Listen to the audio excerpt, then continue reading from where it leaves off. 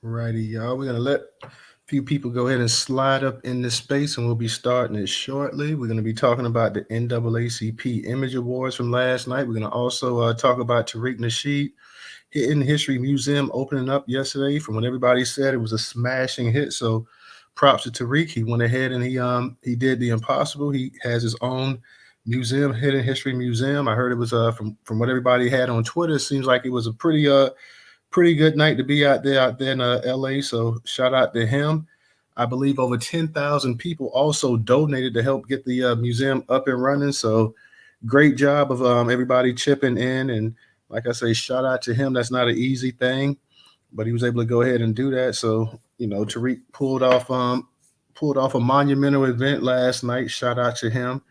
Also, like I said, we're going to be talking about the NAACP awards. Of course, the main thing that a lot of people took away from the NAACP awards last night was actually the actual thing about Dwayne Wade and Gabrielle Union actually winning some kind of president award about on behalf of the trans and LGBTQ. So I'm gonna get up in that tonight. I'm gonna talk about all the winners that actually won awards last night. And we're gonna talk about the actual topic of choice, the topic of everybody's talking about with Dwayne Wade and Gabrielle Union.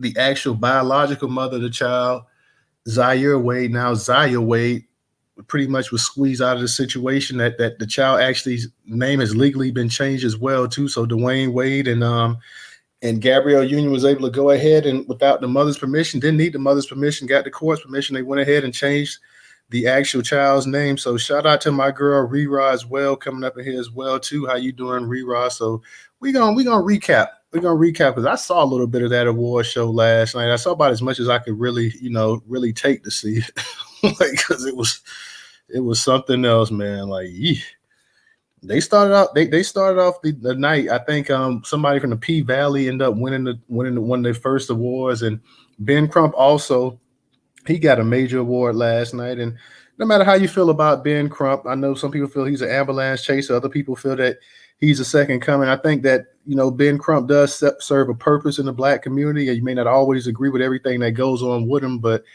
at the end of the day, it is a good thing that those families get money. I like to see more justice doled out as well, too, to go along with those checks. But he serves somewhat of a purpose. So, I know a lot of people are kind of hit and miss with Ben Crump. But last night, man, I don't know if y'all saw the actual NAACP awards. And like I said, I didn't see it all, but I saw a decent amount of it. And it was, it's got to be your cup of tea, to be honest with it. So let me give a shout out to my people on YouTube as well, too. The numbers, we got our people over there. So you guys go ahead and make sure y'all like, share, and subscribe to the YouTube channel as well, too. So, yeah, I'm going to touch up on this. I'm going to let a few more of our people roll up in here. And like I said, I want to go ahead and touch up specifically on Dwayne Wade and Gabrielle Union. I also want to share with you guys who actually won awards. I believe the Woman King was the one of the best picture, and that's not surprising to anybody. So we knew the Woman King.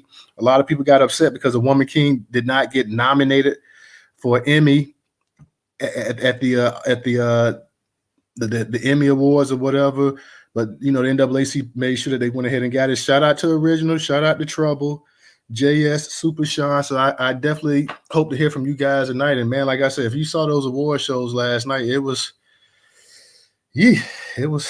something, man. It wasn't really my cup of tea. I'm not a big NAACP backer anyways, but it was something. I want to go ahead and touch up on these articles in a second. I'm just trying to let a few more people come up in here before I actually start to dig in. But I'm gonna go ahead in a second and just go ahead and get up in it.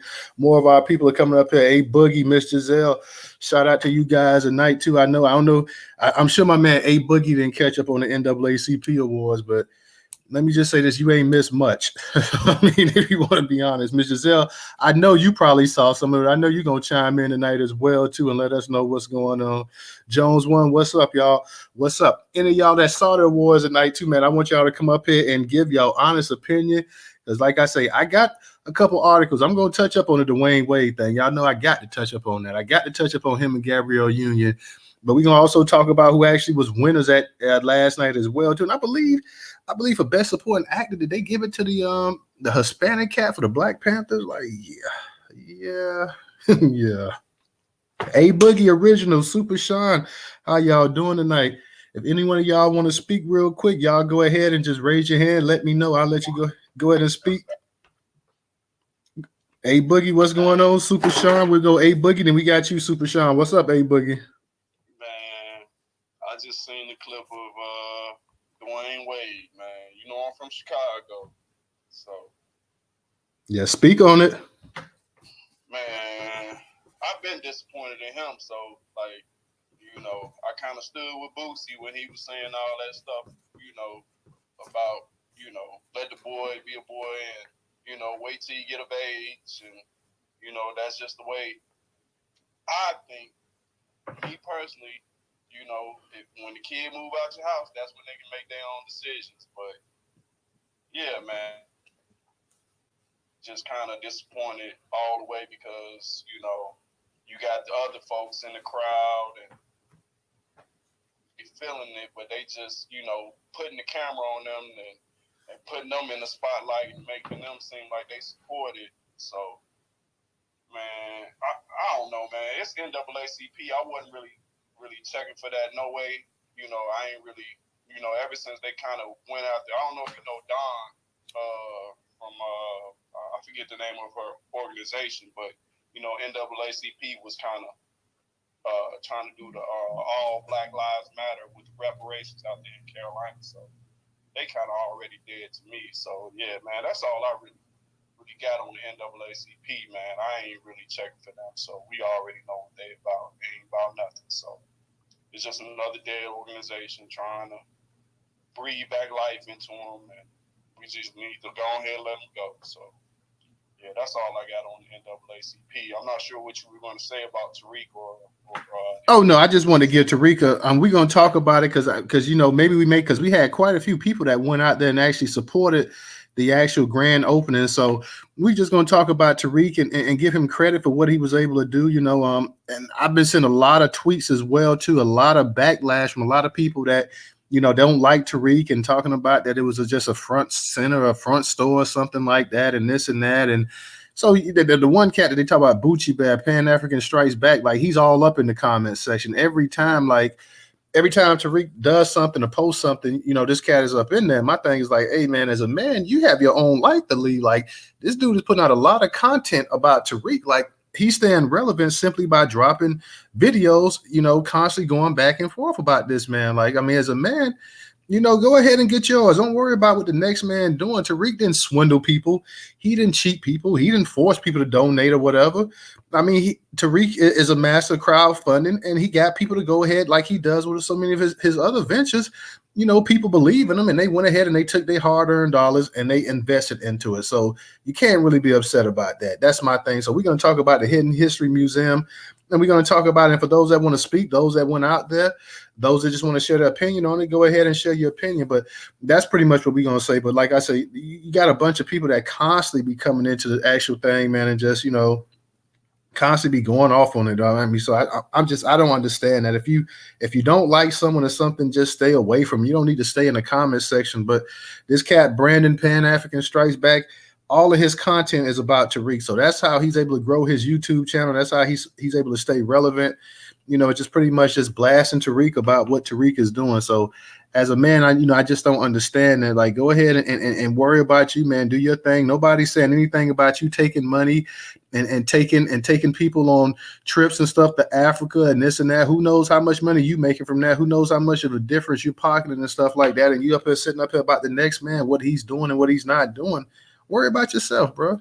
That's pretty much my thing there. So I just wanted to say shout out to Tariq for going ahead and getting the his Hidden History Museum open. I know people say, well, we don't need a museum, but hey, I don't think opening a museum is going to hurt the Black community.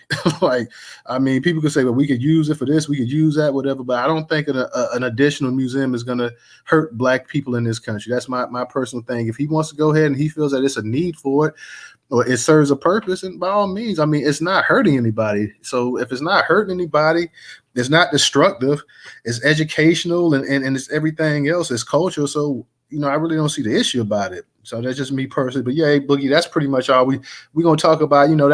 That was major news. So we wanted to go ahead and share that as well too about Tariq History Museum talking about that. And of course, the NAACP Image Awards, that's going to be the big topic tonight along with that as well, too. So that's pretty much it. Miss Giselle, how you doing tonight?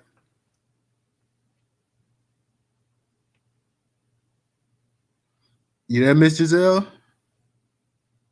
Yeah, sorry about that. Yes, I was. It's so much that you covered. Sorry about that delay. But yeah, something. Okay, let's start with the NAACP Awards. Me personally, I used to love our award show. We actually spoke about how they phased us out of our shows systematically by pulling out the most popular artists, and they would. This is why they aligned like the Grammys and all of our award shows with the white show, with the black shows. So they did the Grammys and everything. They aligned it with like BET and the Soul Train Music Awards. So what they did, they took a lot of those artists and they pulled them, and instead these artists would have to decide whether they're going to go to the Soul Train Music Awards or they were going to go to like the Grammys. So they're like, hey, you're getting a Grammy, so they're not here tonight to receive their award. So it kind of like discredited the value of our award shows. And then it phased out the Soul Train Music Awards, which mattered to me the most. I don't know about anybody else, but those were the dope awards. And it wasn't like really put effort in. It was respect for the show. People would come there and respect getting the awards of Soul Train Music Awards.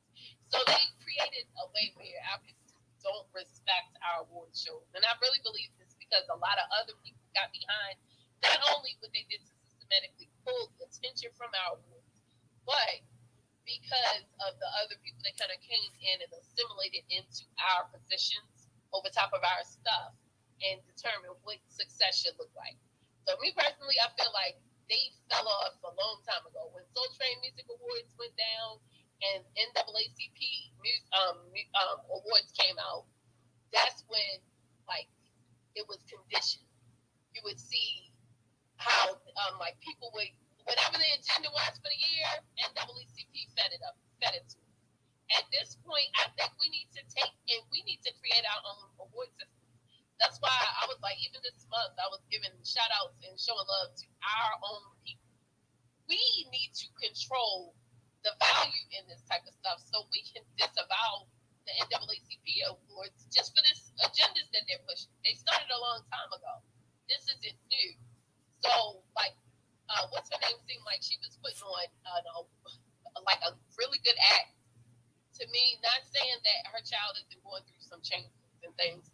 And I know how I feel about my child. My child, experiencing something. I was That's not her child. I'm behind my child. Huh? That's not her child. I mean, yeah, right. Stepchild, or even if it's not stepchild. Hey, real quick, Miss Giselle, because you're a little bit choppy. You've been a little bit choppy the whole time. You know what? I'm gonna take you off of my car. Okay. So yeah, Miss Giselle was a little bit choppy right there, and I get what you're saying, A Boogie. That's not her child. That's not her biological child. That's her child. And let's be honest. Like a lot of step parents, step in there and they actually do raise children and stuff like that. So let's give a shout out to the step parents that actually go in there and do what they like, because we all know somebody that stepped in there and raised somebody else's child like there was theirs. And let's be honest, you step in there and you're there long enough, you might as well say that's your child. But on this situation right here, this is a little bit different. Like they kind of squeezed the mother out of here. So that, and the mom, she kind of got to just go ahead and watch this whole zoo right here, and she can't do anything. And that's the power of the media as well, too. They made her into the bad guy. And Gabrielle Union is sitting up here really calling the shots. Dwayne Wade, even though that's his child, she's really the one calling the shots. And we want to be perfectly honest. It's like she's got the string and he's the puppet that she's pulling or whatever. So if we want to be completely honest, that's how I feel. Gabrielle is the one that's really calling the shots and really, pretty much dictating to Dwayne Wade how it's going to go. Miss Giselle, let's see if you're not choppy so much right now. Go ahead. Can you hear me better now? Yeah, I can hear you better now. Yeah, I had to take y'all off of my car. But what I was saying, like just to close, but for that situation, you are absolutely right. I understand backing your kids, but changing the name that his mother and father gave him, that's like I've done things just 5 years ago that I'm like, dang on it, I should do something different. People know, even with tattoos, people get tattoos at 16. Like, I should have never got that tattoo. I thought it was everything then. Now that I'm older, it's not something that I want. Why is it that people are so, like, but regardless, this new award system that they're doing, this is to encourage other people to do the same. So I personally don't like that, and I think we should go further to say, when are they going to do the awards at the country music awards or the People's Choice Awards that they host? That's what needs to happen. But going to the other thing that you were talking about, you were talking about Tariq Nasheed hate. Me personally, I think we're at a point now we ain't got time to be hating on somebody else. Just go and do whatever the hell you're supposed to do. And then when we see those people like coming out doing that goofy stuff, we ignore them as if they're not even saying anything. People feel the need like they gotta respond to every single thing that people do. Sometimes you just ignore them, and that is the best thing to do. Like a person like Bucci, well, I don't want to call him Bucci because it's seeming like I'm not gonna align even Tariq in that situation where he's being positioned to be, to go against that because we know that was, stuff in the courts. So I'm not saying that Bucci Bear is him, but I'm saying if whatever the guy's name is keeps harassing, we cannot okay that because that can be any of us. Anybody else that goes out and do something positive for our group, this clown can show up. And he's not just showing up, he's harassing people, openly harassing people and going at people, doxing them online. That is never okay. And we got to just be responsible and shut them down because it can easily be us any day. So I'm going to land with that. Thank you, Ms. Giselle. And I know that one time when you did, you pretty much was giving a shout out to the New Black Media, and we had that troll that stepped in there, and I kind of was getting in on him. You did kind of just gave me a nudge and like, hey, don't let him mess up this post that we got dedicated to everybody. So I felt you on that because I definitely was about to go in, and I did go in a little bit until you actually came and kind of like, hey, ignore that. Leave it alone. This is positive. Don't let them drag this post down and stuff. So shout out to you on that, sister, because that was definitely I definitely didn't appreciate him. It was a white supremacist, and he was yapping, running his mouth, and he felt the need to come and slander folks. So, I kind of just stepped up, but I definitely feel you on that. And you're definitely right. Sometimes it's better just to ignore it. It's not easy on Twitter and these social media apps, but sometimes that is the best thing to do.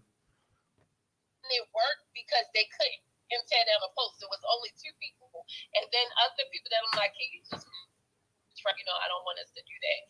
One thing I don't like, I don't care who don't like each other.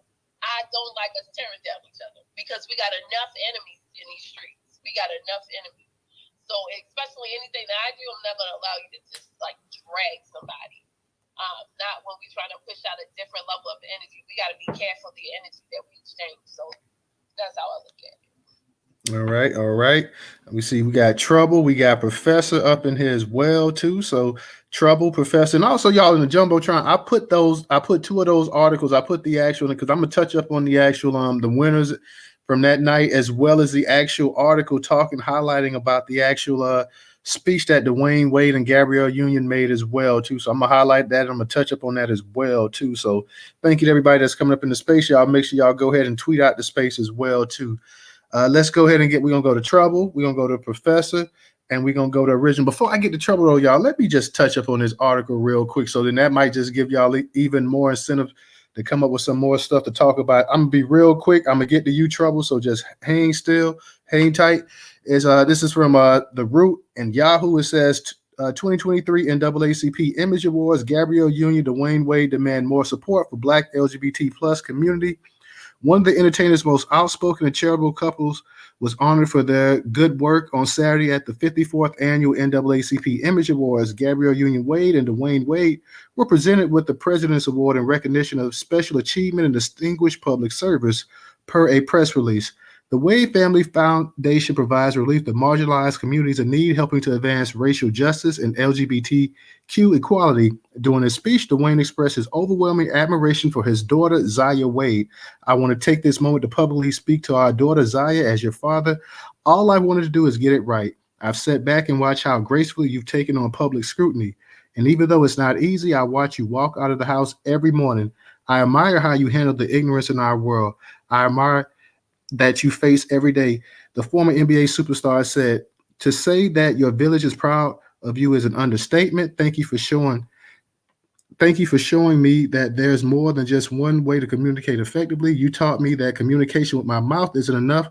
I have to also communicate with my two ears and use my two eyes. As your father, my job is to create a version of myself that directs your future.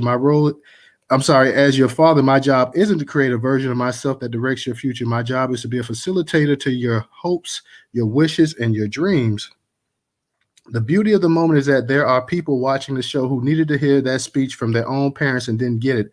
Hopefully, hearing Dwayne said that to Zaya allowed them to see that they are not alone and there are people who see them, admire them, and respect them. Then Gabrielle followed up her husband's message by making sure they know someone has their back. Gabrielle Union has never been one to mince words when it comes to speaking truth to power, and she didn't let the fancy trappings of an award show stop her Saturday night. After acknowledging all the influential figures in the room, she turned her attention to the lack of support for the LGBTQ plus community as they find their existence under attack by discriminatory and cruel legislation. During her acceptance speech, she noted that this is a new era of activism that demands our collective answer to one simple question: will we fight for some or will we fight for all of our people?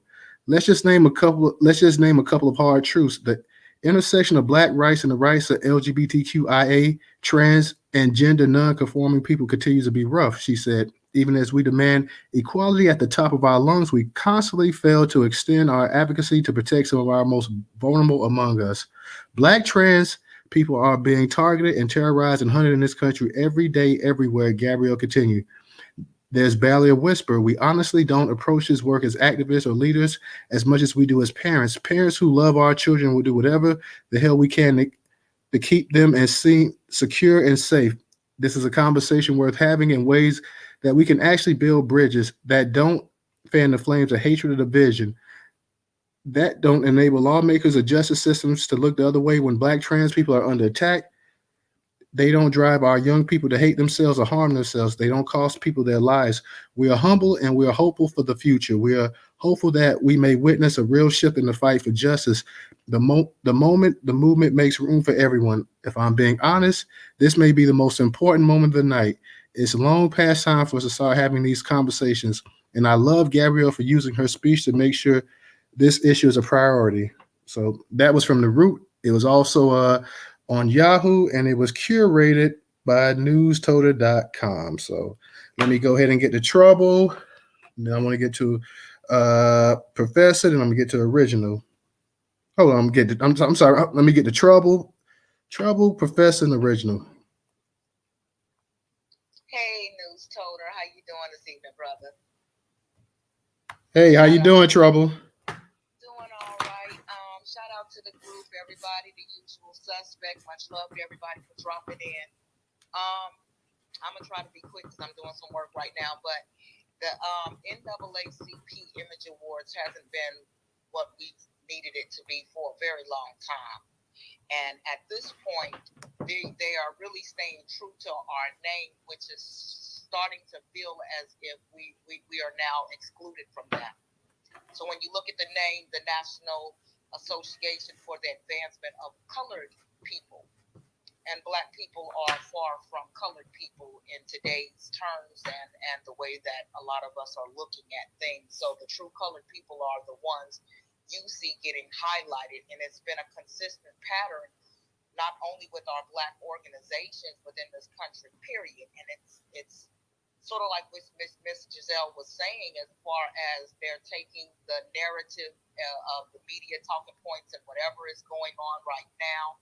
And now our Black organizations that used to champion our issues are now swaying in that way as well. And it's not a good feeling. It feels like we're being locked out. We're being looked over. I hate to say certain things because it contributes to what people continually say, oh, you guys have a victim mentality.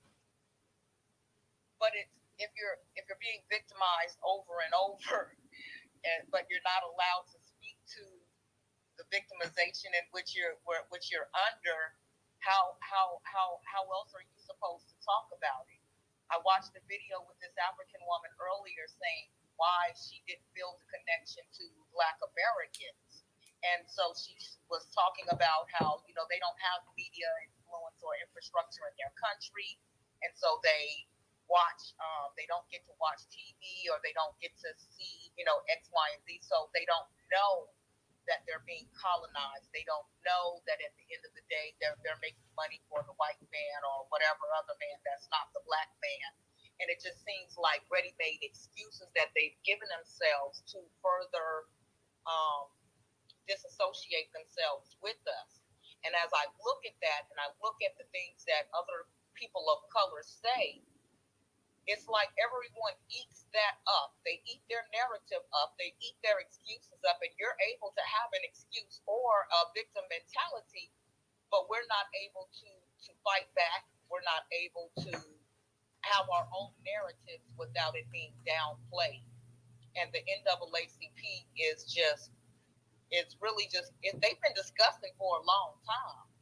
So it's really just coming more and more to light. I did not watch the awards show last night. I turned to it, but I had work I had to do last night, so I wasn't able to watch it. But I've seen the clip on TV. On Twitter earlier today, and I just sat there feeling like you all. And I don't.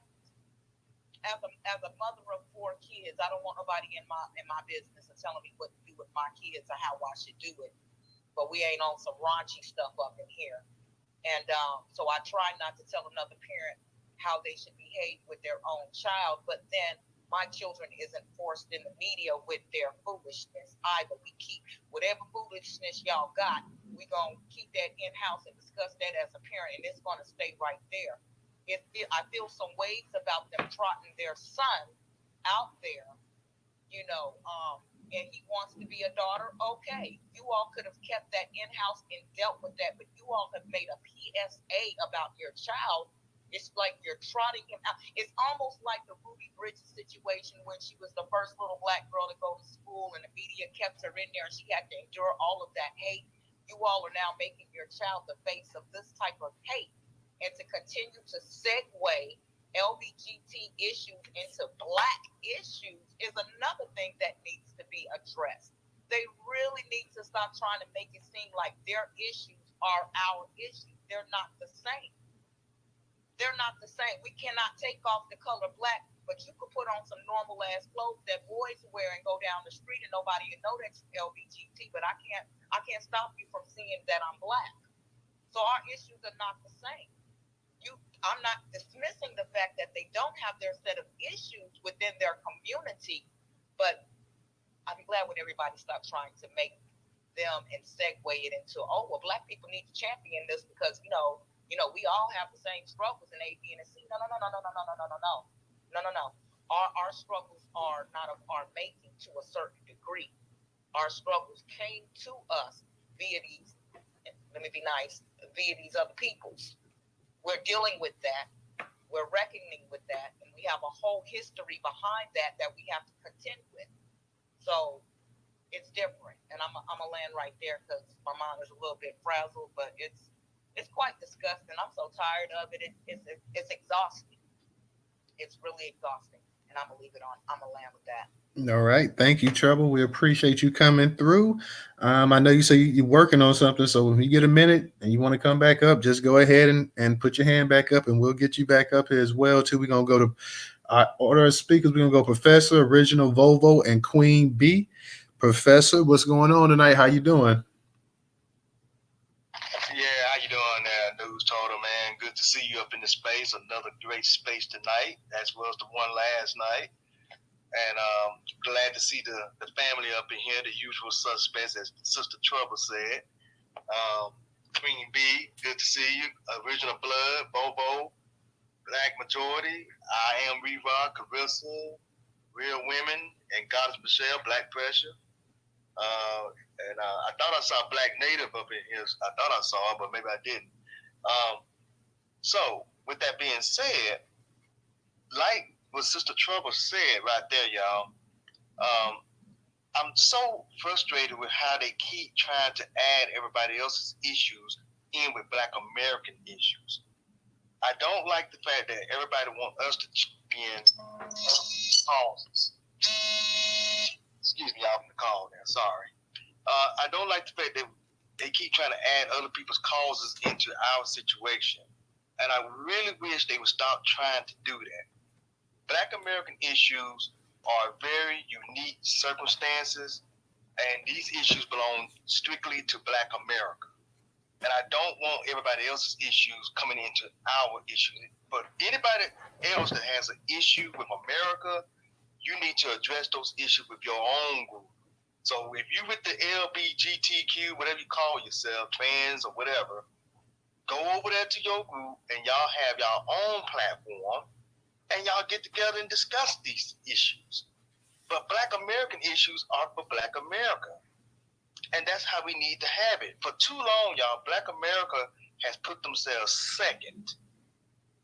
We have always put ourselves second, and we went out and we fought for other people. And we never thought about ourselves.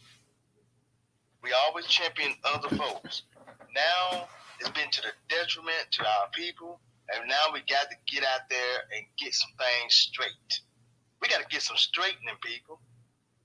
And one of the things that we got to be focused on is our reparations, getting police reforms.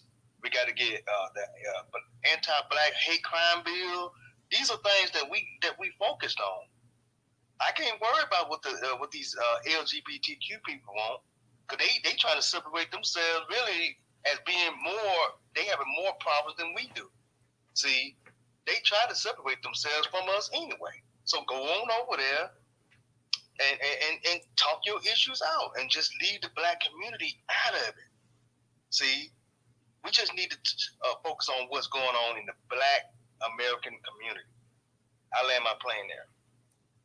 Thank you, Professor. Appreciate it. Let's go ahead and kick it to Original, then get the Volvo, then we'll get the Queen Bee. Original, how you doing tonight? I'm doing great. How's everybody doing tonight? Can you hear me okay? Yes, sir. We hear you fine. Okay. Because I was hearing some static there. But let me say this. First and foremost, we have to understand that the NAACP is financed and controlled by degenerate, low-down Jews. Like Steve Copley said, name the name. Now, people have to understand the degenerate, low-down Jew was run out of all these countries because they would bring degeneracy to all these countries. That's why other people don't like them, because they're low down and degenerate. And that's why they got what they got when they went to Nazi Germany. You know, because they were bringing all their low down degenerate ways or culture to other people, and they don't want it.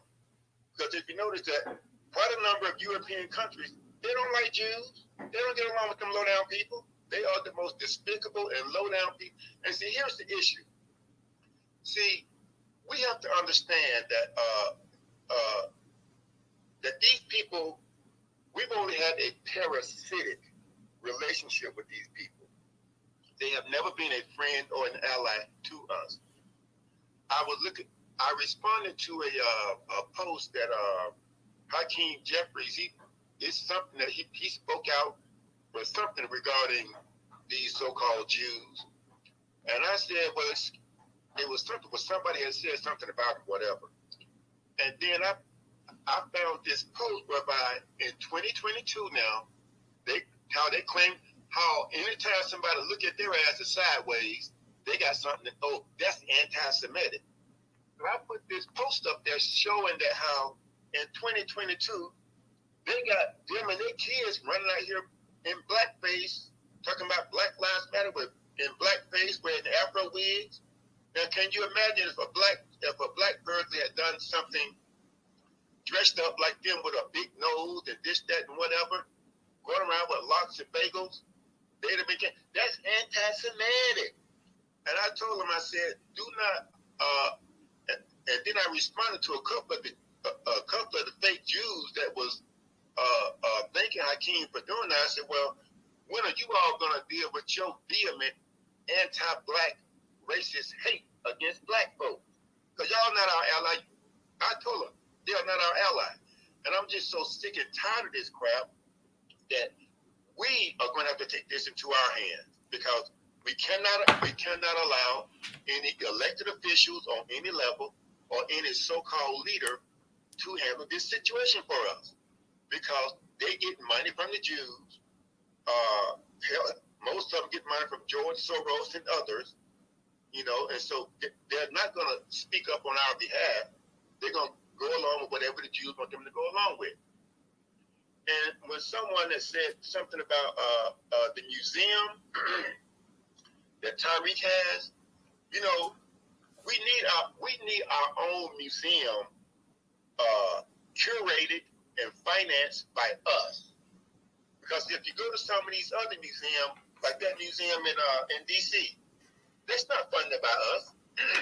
That's funded by, I don't know who's all funded, but it's not funded by us. So they are not going to push a real black agenda. And if you notice now, that museum in DC, they was trying to hire some Spanish-speaking person to do something. I'm like, why are you trying to mix in Latinos with us? They don't belong with us. Now, whether they're Afro-Latino or what, you're trying to segue up. Again, we have to begin to control this narrative, but they continue to try to put other people, attach them to us, and we cannot allow that to happen. And so, let me see, what else? The NAACP, yeah. I didn't watch I no longer watch the NAACP Image Award, because the images that they push are low down and degenerate. And I'm not going to waste my time. I no longer allow my TVs to go on BET. I think I blocked BET from my channel lineup. So I don't watch it. And I think more people should do the same, because if you block it and you're not watching it, their ratings go down. And so when I heard someone say, that Professor Trouble said how they trying to attach gay issues with us, we have to stop that too, because see, let's not forget, for those who read Jim Crow Joe's platform, he and Bernie Sanders had the same platform when it came to gay folks. They said that they would use the Department of State to go after any country that treated gay folks badly, and they would cut ties with the country if they were giving them funding, cut the funding and everything else. And so, but you've never heard them say that about black folks. Black folks being treated badly all over the world, but you never heard them say that about us. And then Jim Crow Joe's platform, what they have for the gay community, he's all throughout that platform, he said they had LGBT. But when I read the platform he had for black folks, it said minorities, people of color, poor people, low income. So if anything is given to us, by the time they get around to all these other folks, we don't have anything. This is why it is very important that we control our own narrative. Because if we continue to allow the fake Jews and the NAACP to push an agenda that's not in our best interest, I'll give you an example. I was watching a video online whereby it was a young little white boy. He was reading a book that they had. See, some of the stuff that they're saying about what's going on in some of these schools, I tell you, this book that he was reading from, it was very sexually explicit, talking about having sex, and this is in like I think it was in either like he was in the sixth or seventh grade. I mean, there is no way that a child that young should be hearing that kind of information about sex. I mean, from outside of their house. And then the father, after he read from this book, his father got up and was had another book where they were explicit. I mean, they were just explicitly talking about having oral sex, and they had diagrams and everything. I mean, it was just awful. That they want, and a lot of it is what it is that this has to do, I think, partly with them wanting to make pedophilia legal. And see that, and I know some of these Republicans, they crazy as hell or whatever, but But some of this stuff that they're putting in school is just outrageous. But I still will say though is that we have to have our own. I think what Tariq did with that museum is great because here's the issue: the broke, no good Pan Africans. They've had 60 damn years to put up. Well, they had 60 years to do like a hidden colors or whatever, right? And they didn't do a damn thing. So when Hidden Colors came out, I heard a lot of them saying, "Well, he should have done this." Well, why didn't your broke ass do something?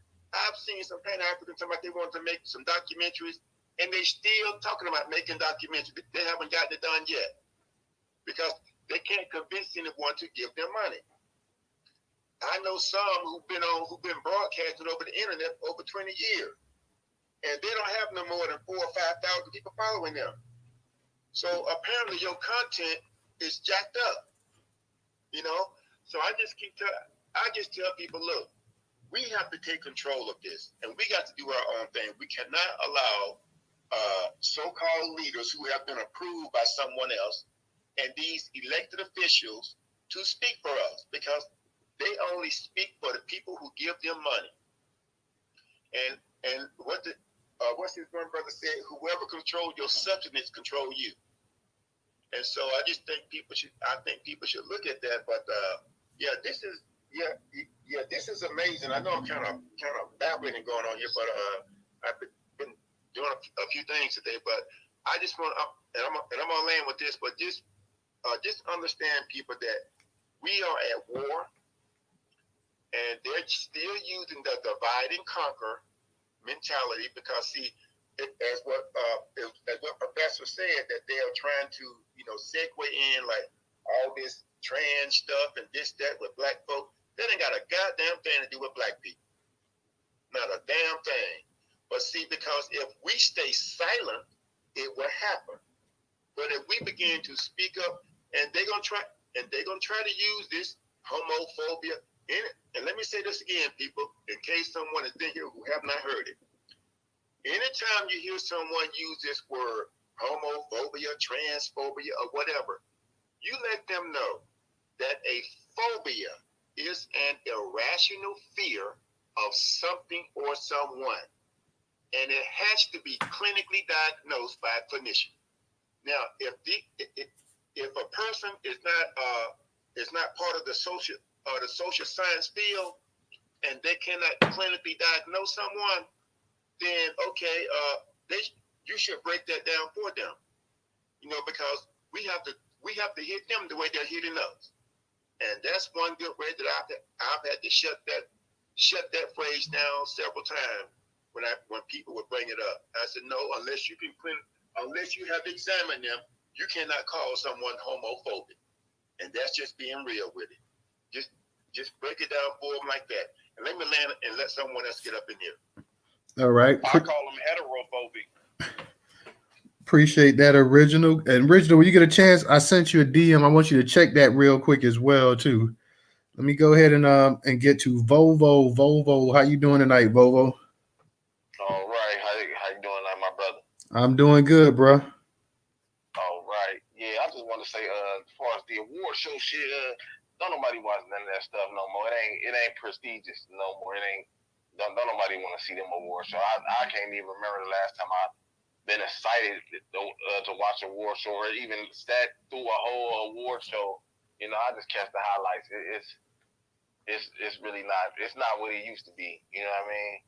As far as I seen the little parts of the speech that she gave, and I don't know, man. I know I'm probably about to go left, but it seemed like Dwayne Wade in the sunken place. I mean, like, for real though, like he really did. I mean, like, and for me, she looked like a fucking witch. I don't know. She just looked like a witch, like she know magic or something. Like she got him gone. Like, I don't know what's going on with that. Like, she, for real, like, I get real witch vibes. Like, I ain't even that type of person, but she really do look like a fucking witch, like a wicked witch. You know what I mean? So, and as far as they got to be like some type of agents or something like that. Somebody putting them up to this, like serious business. Somebody is putting them up to this. Like, Like how they just keep crowbarring that shit into everything. Like, and why they trying to sell this so hard? You know what I mean? Like that shit is just really crazy. As far as the Tariq thing, you know, I just want to say I'm happy for him. You know what I mean? That's he stayed doing some dope shit. You know, to be honest, you know, he stayed doing some dope shit. You know, as far as these people, these stalkers that he got and all that type of shit, that's crazy, man. You know what I mean? You know, like I done dealt with stalkers before. You know, just people trying to show up where they know I'm gonna be at, and they know that we don't get along, but they acting like, you know, they were just coming anyway. You know what I mean? But his shit on another level. You know what I mean? But, you know, for real, that's just part of being a dope nigga. When you're doing dope shit, you don't have weirdos behind you. That's why celebrities need security. You know what I mean? At this point, I hope he got security. Like, cause these guys weird. You know what I mean? Like that's real weird. Just as a man, as a grown man, like I don't want no images when I'm dead and gone. My legacy of me stalking another man, me chasing another man around the country. Like I just can't. I don't know. Like, you know, there's some dope niggas in this world, but ain't none of y'all niggas that dope. I ain't never seen nobody that dope. Like, I'm just not on it like that. You know what I mean? But you know what I mean. I wish him all the best. I appreciate what he doing. I appreciate you letting me speak, brother.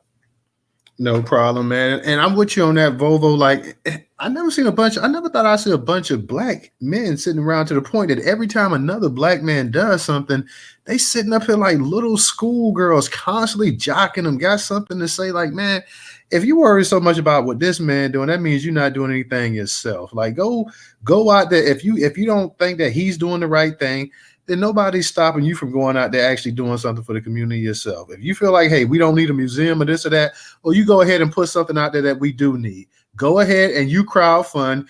You go ahead and you get 5,000-10,000 people to go ahead that believe in you, and you raise that money up and you build something. Don't sit up here worrying about what the next man. I just can't believe it's such a bunch of sissy ass men growing around here now in this. I mean, real talk, man. But Bucci ain't the only one, though. It's a whole bunch of them out here with Bucci. Like, Bucci, the one that get the most press, but it's a whole bunch of them every time. Like, every time something about this man name dropped, they got something slick to say. Like, bruh, you sitting up here worried about. You know what, dude? You maybe ought to do a space about that. Like, stalker's name Bucci. Bucci. I may have to do a space just on magpies. I mean, straight up, because we got a whole bunch of magpies running around in the black community now. Like, grown ass men sitting up here worried about what another grown man doing. Like, I mean, come on, man. Worry about yourself. If you got something, like I say, if you got a better idea, nobody's sitting up here handcuffing you, stopping you from doing it. Go ahead, get the resources, do everything you need to do. Go ahead and create and do something. You're sitting up here worried about what this man don't even know that you alive. And you sitting up here worried about him. People posting pictures about this man's family. They got this to say, got that to say. That means you got too much time on your hands, straight up, bro. You need to go ahead and take a little break from social media, from Twitter, and go ahead and reevaluate some things in your life. You sitting up here worried about another man that doesn't even know you like that. I mean, that to me, that just, I don't know, that just kind of like just some weird vibes I'm picking up on. But maybe I'm seeing into this a little bit too much, because I don't understand these Negroes at all right here. This is just crazy to me. You sitting up here worried about another man. You ain't spent a dime. You ain't helped contribute to this or that or whatever. This is not gonna be a down something that's gonna down black people or hurt black people or set black people back 100 years. And you sitting up here worried about this, man. Go ahead and worry about yourself, man. Be a man. Go ahead and kick it to Queen B. Queen B, how you doing tonight? I'm good, Newstoter. How you doing? I'm doing pretty good, sister. Okay, peace to everyone in the space. Yeah, I like these topics that you want to talk on tonight. I did not watch that NAACP awards. I haven't watched because just this whole Hollywood culture in general, and somebody said it might have been original that touched on, the Jews pretty much control Hollywood. They are controlling the narrative. And we know that one of the things that they're doing right now is they are pushing this LGBTQ agenda, and they want Black people to be the face of it. So, you know, Gabrielle, you know, I don't see her any different as I do Magic Johnson, Jada and Will. It's just some weird stuff coming out of Hollywood with these children. But what bothers me is that they're pretty much, you know, you have people like Charlize Theron and Madonna. They go and they adopt these children from other countries, bring them over here, and they start emasculating them. So I think we're going to see more of this happening now when you have people like Gabrielle and Dwayne co-signing this. Here you go. It's okay. We're trying to show we love them, and we'll bring them on. And you know what I'm saying? And we have that whole thing happening, and we know a lot of times with these white people, when they adopt Black children, you know, they don't understand Black culture. They don't understand Black males, and you know, and then they are afraid of any aggression or anything that they might display or show, and then they want to go put them in a dress so they don't have to deal with it.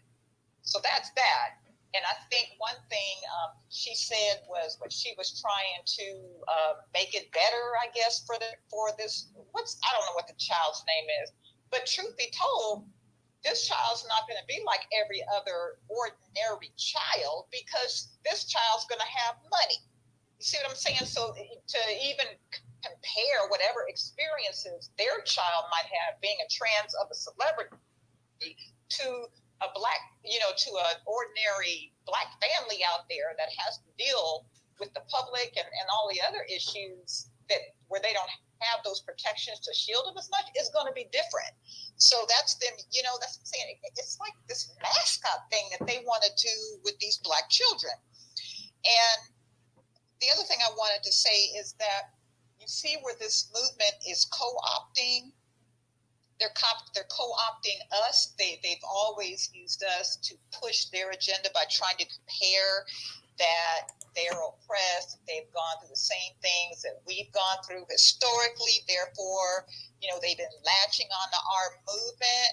And Original's right. We need to push back on them because I have not seen them come up as allies, knowing good well that we have been trying to get reparation for so many years. I have not seen them or heard them come and push to get anything for us after they've been riding our backs all these years. And they're one of the biggest lobbyists in Washington, D.C. They could do a lot to help with our agenda pushing reparations. They haven't done a thing to help us move the needle, not that I've heard of. So this I don't know what this is, but you know, they always want to use us and ride us, you know, and then if we say something, oh yeah, we're in this, you're this ally for us, but then there's not this reciprocation going on the other side, you know. So anyway, as far as Tariq goes, I am for anybody who is helping us to get information out about our history and help us to move the needle in reparations. So I have no problem with that. And I hope that museum stays there forever. And that, you know, I know where he will have to actually, you know, probably expand, because there's so much history, you know, and I haven't been there, so I don't know what he has covered there, but there's so much there. And so I wish the brother all the luck and all the success in getting people in there. I was glad to see that he did have Vivica Fox in there. Now I'm hoping that he's working on her, that he can convince her to support us, to be a voice. You know, I know she's part of that Hollywood crowd, but, you know, I'm hoping that he's able to help, or, you know, to help her to, you know, help move the needle for us and be what we need in this movement. And as far as the space, you guys crack me up. I think Newstoter, you hold a space. The suggestion that I have is that you call it, what does it mean to be a beta male? Because that's what it boom, is. yeah, he lying, boom. These brothers following other brothers around and whining about people and all that kind of stuff. That's how I see it. So I'll land. Thank you for letting me speak. Yeah, that might. I mean, that just what you say summed it up at the end, because it is a bunch of betas sitting up here just constantly just whining, whining, whining. Like people don't even know you exist, and you sitting up here, and all you can do is think about them. Another thing I want to say, y'all, is when we talk about a specific group, the small hats, we should go ahead. We got to start speaking in code on here. Twitter, let's not forget how Twitter shuts these spaces down and act janky and everything else. We talk about a specific group, and I think everybody knows who we're talking about. When we mention this group, we should start referring to them as the small hats. We all know who that is, instead of just going in and saying who they are, because we got a bunch of people listening to these spaces now. I am convinced of that. So when we refer to this one group that we a lot of our people want to go in on, start referring to them as the small hats. I think we all know exactly who we're talking about when we talk about the actual small hats as well too. So up in the Jumbotron, guys, you'll find the actual Newstoter YouTube channel. If anybody in the space and you're not subscribed to the YouTube channel, it's up there in the Jumbotron. Please go ahead right now while this space is going and subscribe to it. Also subscribe to the newsletter as well. Go ahead and subscribe to the newsletter. That is free. Both of those are free. The YouTube channel and the newsletter is free. Help us grow. Help us go ahead and push this message and push this news content out there much further to the masses. Also, if you can, support us on Cash App. That's $Newstoter. That is $Newstoter. Newstoter is the largest Black-owned, largest Black American-owned news media curation platform today in America. Once again, that is $Newstoter. If you do not have a Cash App, we have the Venmo and PayPal and the Jumbotron as well. For those on YouTube, if you want to go ahead and donate, we have the Cash App and the PayPal and Venmo in the actual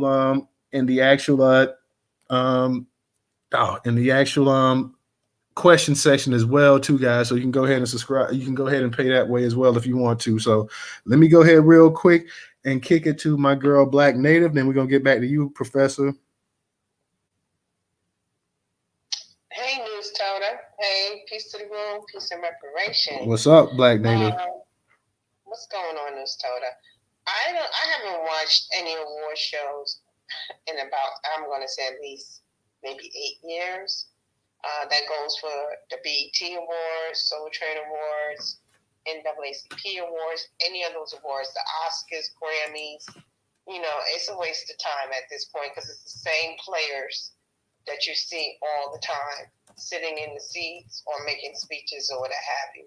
Now, I did catch the clip of Gabrielle Union speaking about her adopted or stepson and Dwayne Wade standing there looking like a mummy, trying to push to the audience, which is predominantly Black, that we need to, she said it's not just Black people's fight, it's also the Black transgenders fight and how they're being oppressed and, you know, they're being targeted like all Black people in America. Like, I don't know, they separate themselves. They're doing that, you know. So it seems to me that she was angry. Like when she was making that speech, she was very angry and she was very pissed off. And I was looking at the crowd of people, and all those people, like the sister said, they're weird. You know, I don't even know why we still look. Hopefully we're not doing it to these celebrities for any guidance, any help, because they're not here for us. They're on a payroll. They're being paid by the small hats. We all understand there's an agenda. They've attached their LGBTQIA to our Black Power movement. I've seen cartoons where they have the flag and they got the Black Power fist with a little pick mixed in there, you know what I'm saying? So, you know, if they want to, you know, fight for their rights, they can do that under the LGBTQIA platform and not ours. We don't need to be meshing things together. Now, I do agree that if there is an attack on Black transgender, that is a Black problem because they are Black.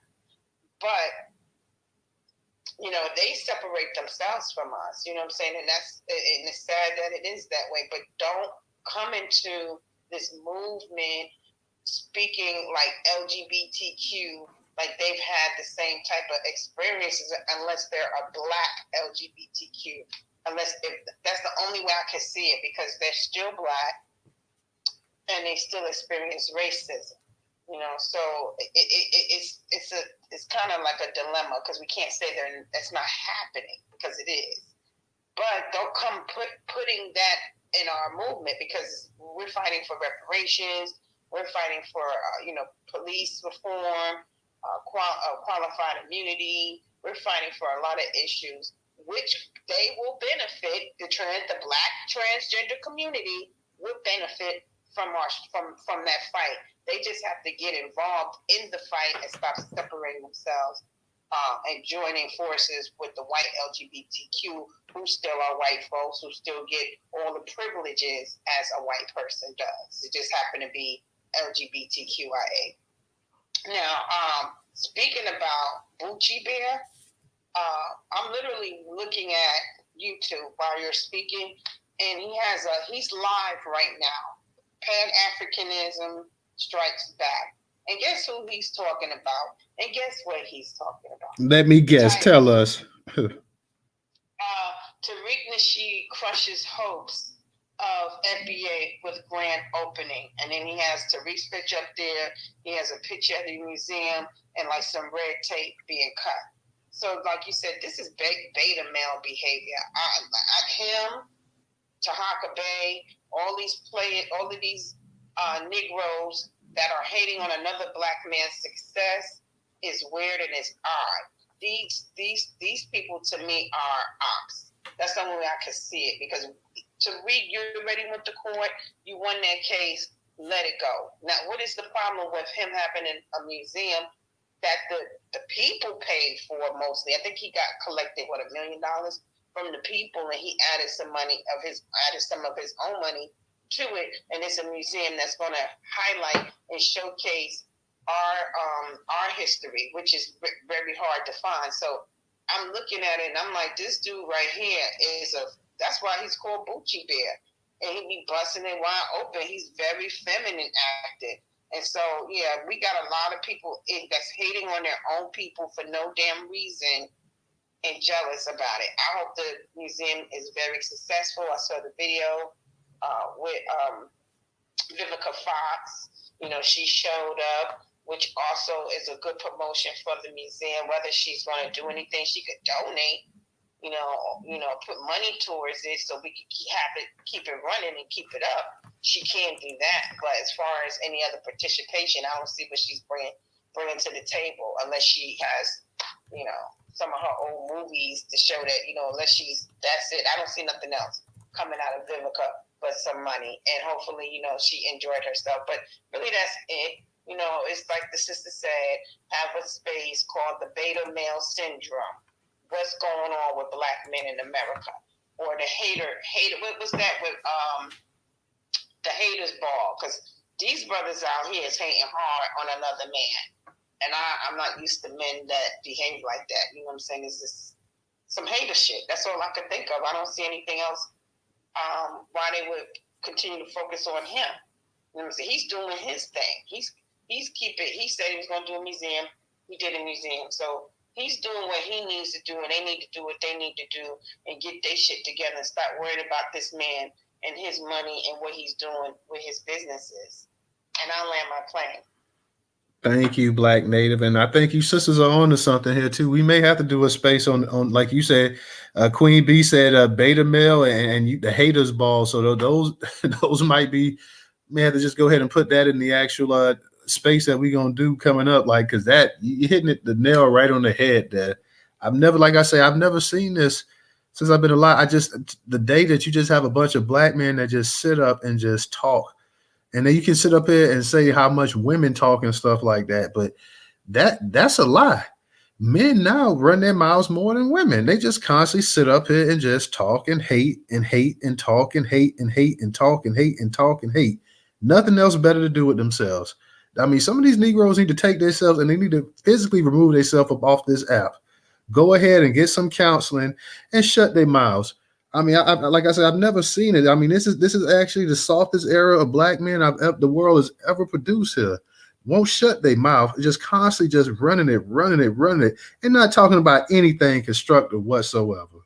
Like you say, and I knew this dude's whole content is based off Tariq. Years ago, I used to be with the Pan-African thing myself too, because I used to listen to the Dinus Amir on YouTube and stuff like that. And at the time, I had no problem with Dinus, but as soon as this dude would come on there, just his voice, like from the time I heard him come on there, Pan-African Strike Back, Brandon, from the time, Dinus, you and me, we doing everything we can to do it, and these black Americans ain't doing nothing. They want to sit up here and talk about Africa. Don't worry about Africa. Worry about how bad it is in America. America ain't doing that. I'll talk about America because this is where I live at. I live in America, so I'm gonna run down America. They sitting up here taking money, probably making on the back end, making some money off of these actual tours they putting on to Africa, and they sitting up here talking about somebody else ripping folks off and stuff like that. Nobody said anything about you taking people to Africa, doing your little tourism and everything else. But now you want to sit up here on the next man and you want to hate on him.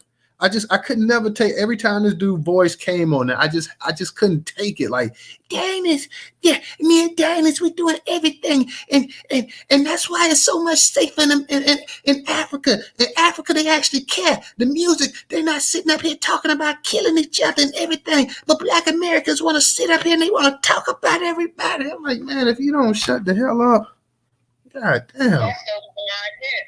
That's those wide hips. That's why he sounds like that. He got those wide them childbearing hips. He got them childbearing hips. And he has a list. Oh, just sitting up here and like I heard this dude. I was in whose space? I don't know. I think I went to the space that Connie was in, and I think Big Lowski. And this dude was sitting up here wilding on somebody. He called a man a bitch. He talked about that the man's daughter was a bitch and this and that. Now you're gonna involve somebody's kids, and you got a beef going on with somebody. You're gonna sit up here and you're gonna involve their kids up in it and start calling the kids out their name and stuff like that. Come on, bro. What kind of talk is that? Like, nobody's sitting up here dissing your family, dissing your wife, dissing your kids, and you sitting up here talking about another man. Now this man runs up on you and beats the living shit out of you, then everybody's gonna have a problem with that. You sitting up here talking about calling this man's daughter a bitch and this and that or whatever. Daughter ain't said nothing to you. I wasn't raised like that. Straight up, man. Straight up. I mean, it's ridiculous nowadays that we got going on. That's a pretty good pussy play impression.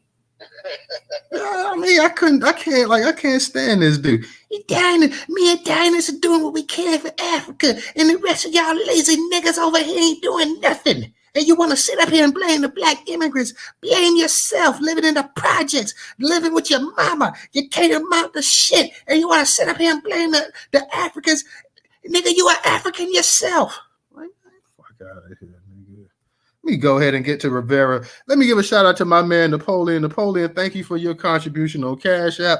We're gonna get to Rivera. Then I'm gonna get back to, and then I see my man Ray up in here. Ray, I sent you the co-host invite too. So whenever you see that, go ahead and accept. We're gonna get to Ray after that. Then we're gonna get to Rivera, Ray. We're gonna get to you, Professor, Volvo, Trouble, DJ. So go ahead, Rivera. How you doing tonight? Oh, my bad. I ain't got my hand up, but go ahead though. Oh, okay. Yeah, I'm out here whipping. No problem. Rivera, you there? Yeah, I'm Hey, there. how you doing tonight? You got it. Pretty good. Man, there's a lot going on. I'm trying to. What I was gonna say. Oh, well, entertainment part. I was gonna bring up. This is just personally what I've been doing. I just kind of stopped all entertainment. I think I've gotten a little too old for it. The Gabrielle Union thing, that I was on a post with a bunch of younger people I follow. What is that dude's name? It's one of those rap pages or whatever. And they were talking about it, and one of the younger dudes was like, "What are we gonna do about that? What can we really do about Dwayne Wade just sitting there and letting it happen?" I have posted under it that we could probably not adopt those ideologies. I mean, the little boy is 18 now, or whatever he was labeled himself as, but the whole thing with the kids wanting to be transgender, I think that it's important that if you are as a young man and you get ready to have a family, it's important to not adopt those ideologies at all. But outside of that, I didn't even know that there was it a Grammy Awards? What was that? No, it was the NAACP Image Awards. Okay. Yeah, I mean, we all know the NAACP. It has its moments. So I mean, paying attention and focusing. I think that's the thing. Like people have been saying for the past couple of years, the whole thing about bread and circuses is that they use these things to keep you kind of in a stupor. And I've noticed that the less that I've kind of put myself in, because I like doing this, but I don't want to be doing it to the point where it's 100% of my life. I've gotten way too old. There's no way I'm gonna get signed at 38, and that's not putting anything against the younger generation that wants to do it.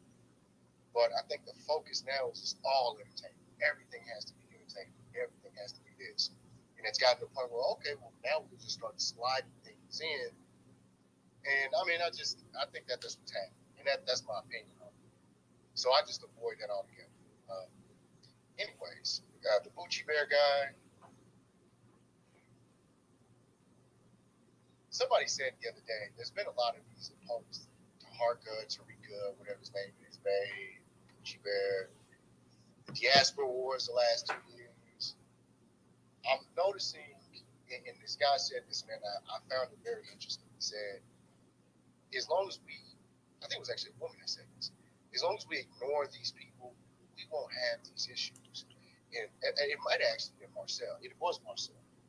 Marcel was in a space and he said, as an educator, what he does is he tells the students, if you got a kid that's disruptive, and we've all heard this, ignore them. The less you give them power, the less they feel the need to want to lash out or do things that are going to give them attention. Because they're attention, they got to have attention. So the less attention you give them, the less they're going to be looking for that, what they call quote unquote clout. So I think that ignoring these people, I know that they keep popping their heads up and they do little aggressive, microaggressive things to kind of piss people off.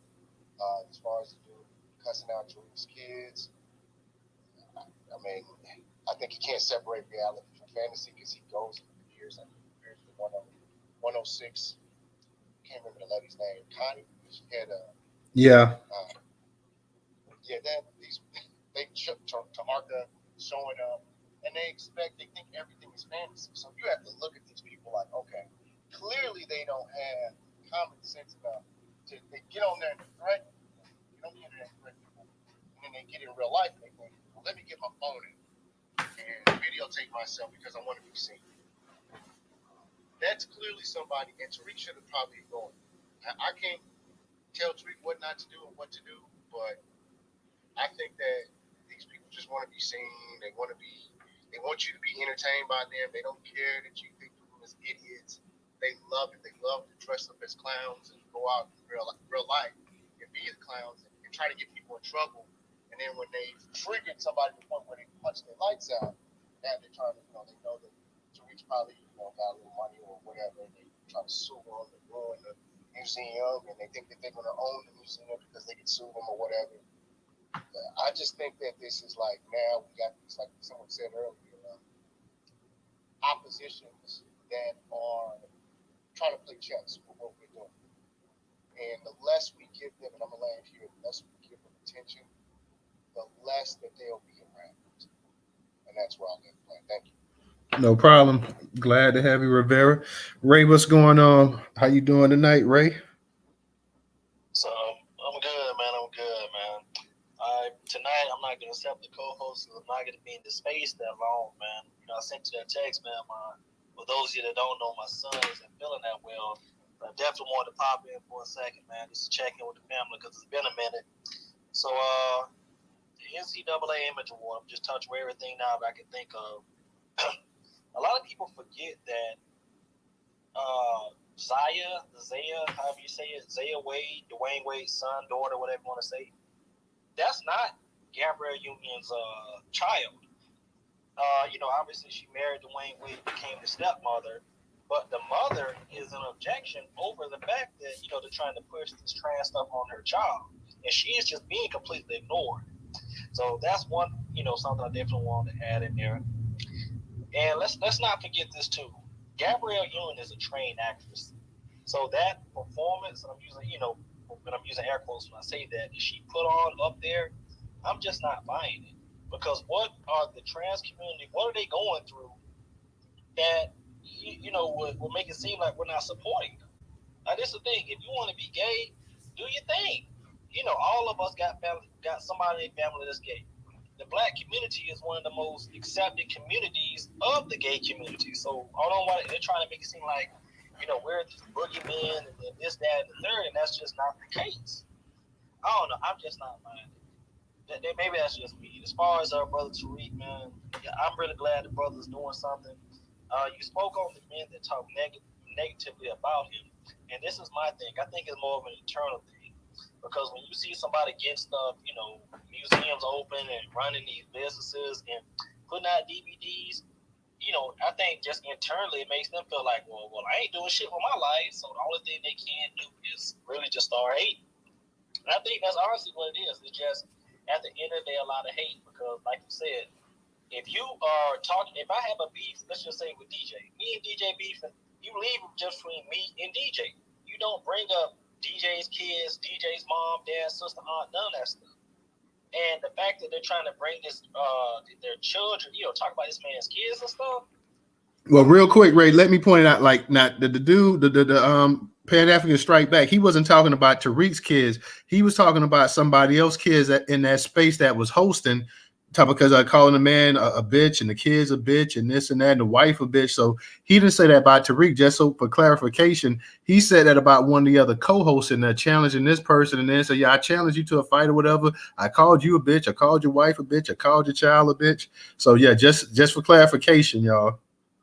Okay, yeah, I missed that part, but I still feel it doesn't matter. Like I said, if I'm beefing with DJ or anyone else in this space, you keep between you and that person. Why are you bringing an innocent child into some beef between adults? If you want to fight, you can call me a bitch, and I'll be ready to fight you off there. You definitely got to bring my kids into it, because it's really going to be on site when I see you. And this is how people get hurt, killed, etc., because you don't bring nobody's kids into any of that foolishness. But I really hope that the brother, I hope this isn't the only museum. Hopefully, they're going to open up another one.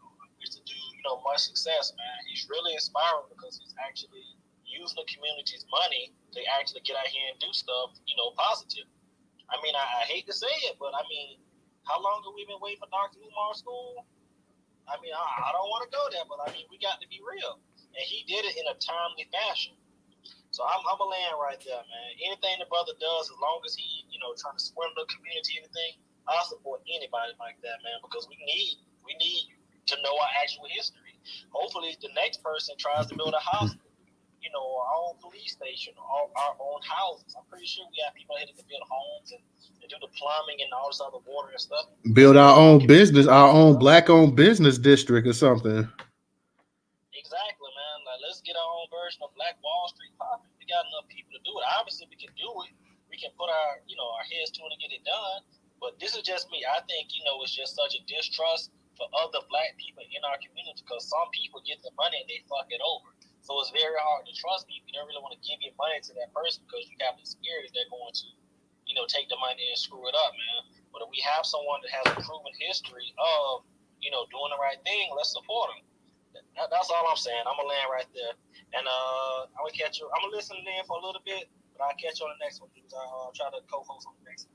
All right, go ahead and take care of the family, man. Like I told you, family come first. So go ahead and take care of the little one, and we'll be back on tomorrow night. So, I mean, whenever you get a chance to step back in, resume your co-host duties whenever you have a chance. Real quick, I see we got Volvo, Professor Drop Down, and we got Trouble as well, too. We're going to get to y'all. But let me go get to, real quick, got a new speaker, Dana with the data. Let me go ahead and get to Dana with the data. Then we'll go ahead and get to you, Volvo, and Trouble.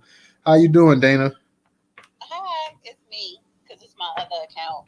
I know who it is. Oh, okay. Oh, good space as always. But I was listening to what Ray said. And I agree said and what everybody is saying. Some good, perspectives and state facts. But I'm happy for Tariq Nasheed. Hopefully this is just a stepping stone, and you start building onto the museum, because it's hard now. I'm assuming that it's very hard to buy property in Los Angeles, and I'm talking about, because he's in a black neighborhood, i.e. quote unquote the hood, but I don't think we have hoods anymore because it's being gentrified. So, and it's expensive as hell. So I'm glad he bought property and he owns it. And if there's other black businesses on that street in that neighborhood, it increases their value as well. So, and hopefully that encourages more black people to buy in that area and start expanding. So I know it has to be very strategic on his part, and you have to start somewhere. But I know it's damn near impossible because it's just so expensive, just with taxes alone. But, congratulations to him. And as far as the NAACP awards, yeah, I kept seeing clips. I don't know watch it no more because it's just so watered down. But the Gabrielle Union Dwayne Wade, and I heard Ray mention that the mother of Zaya, didn't want her gender to be changed or name, and I get it. But you know what? I do blame the mother, his ex-wife, because I don't know if you guys remember when her and Dwayne was going through that nasty divorce. He just didn't want to be married to her no more. And basically he basically was giving her damn near half, right? Because she was entitled to a lot. Because they didn't have a prenup, and she was there before he made all that money. But she was so bitter, and her behavior. I remember this woman, she purposely started acting crazy. She would be in Chicago, because I think that's where they had to get the divorce. That's where they were married at. She would be in Chicago. She would be on the street outside the court building, sitting on the ground like she's a homeless person. She was doing a lot of crazy things, and he used that to his advantage. That's why he got custody of his kids. So they don't even have joint custody. So what were you doing as a mother? See, you were not focused on your children because you was upset that this man didn't want to be with you no more. Because he wanted to be with Gabrielle and probably every other woman. And then now you lost your kids, and now your kids fall into his hands 24/7, and look at the woman he's bringing to that household. So I do put the blame on his kids, the mother as well, Dwayne Wade's ex-wife. Because she played a part in that, because she dropped the ball. But anyway, and then somebody else called Gabrielle Union a witch. I believe that, because that witchcraft and witches and stuff, that is very true in Hollywood. A lot of them are witches, goblins, and all that stuff. They do rituals. So that is true. I do believe she is a witch, allegedly. And that's it for right now. Thank you, Dana. And mentioning what you just said about the actual, because I remember when they had that divorce coming and stuff like that, and people was always rumoring that Dwayne, that he had started getting with Gabrielle before the actual divorce. So that's rumblings, because people was talking about that down there in Miami when he was playing for the Heat, that he had been spotted with Gabrielle and stuff. That's what some of my people were saying and whatnot. But getting back to, she wasn't the only one. Like, their NBA players, they always cheat on their wives and their girlfriends. My thing is, when he wanted out, girl, take your $50-100 million and property and your kids. But she started acting crazy. I followed that, and that was like over 10 years ago. And it's before, we have these Clubhouse, Twitter space, like social media wasn't social media back then.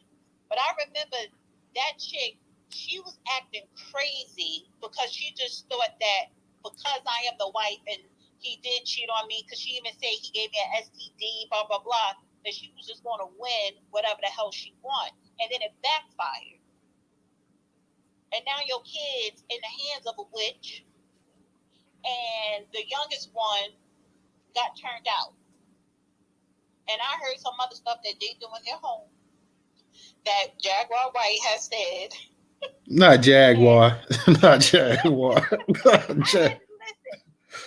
People want to call somebody crazy is dismissive, but at the same time, so I don't call people crazy because sometimes it's a lot of truth to something that may sound far-fetched, and it's not far-fetched. So I'll just land right there for right now. All right, Dana. Thank you. And you're right. When I started hearing this stuff, I didn't even have Newstoter. Newstoter, I think, will be 6 years old coming up this May. So when the stuff with Dwayne was going on, because Dwayne Wade's ex-wife, actually took him in, I believe, when he was younger. So he actually ended up, the girlfriend and him were high school sweethearts. He ended up actually living with her and stuff like that. And what it is, people grow apart or whatever. I don't know exactly what went down with him, but you're right. Like, you started hearing all these different things, and next thing I know, Dwayne Wade had the actual kids, which rarely give the man full custody of the kids. You may get joint custody, but rarely do you hear a man getting full custody of the children. So when he actually got full custody, considering that he's a ball player, he's an athlete, and he's getting full custody. So exactly, I don't know exactly what went down with that or whatever, but you're right. Some of the rumblings and stuff, we heard about that stuff years ago, but yeah, I just, like I say, I remember a few years ago too, when she took that boy to the you had the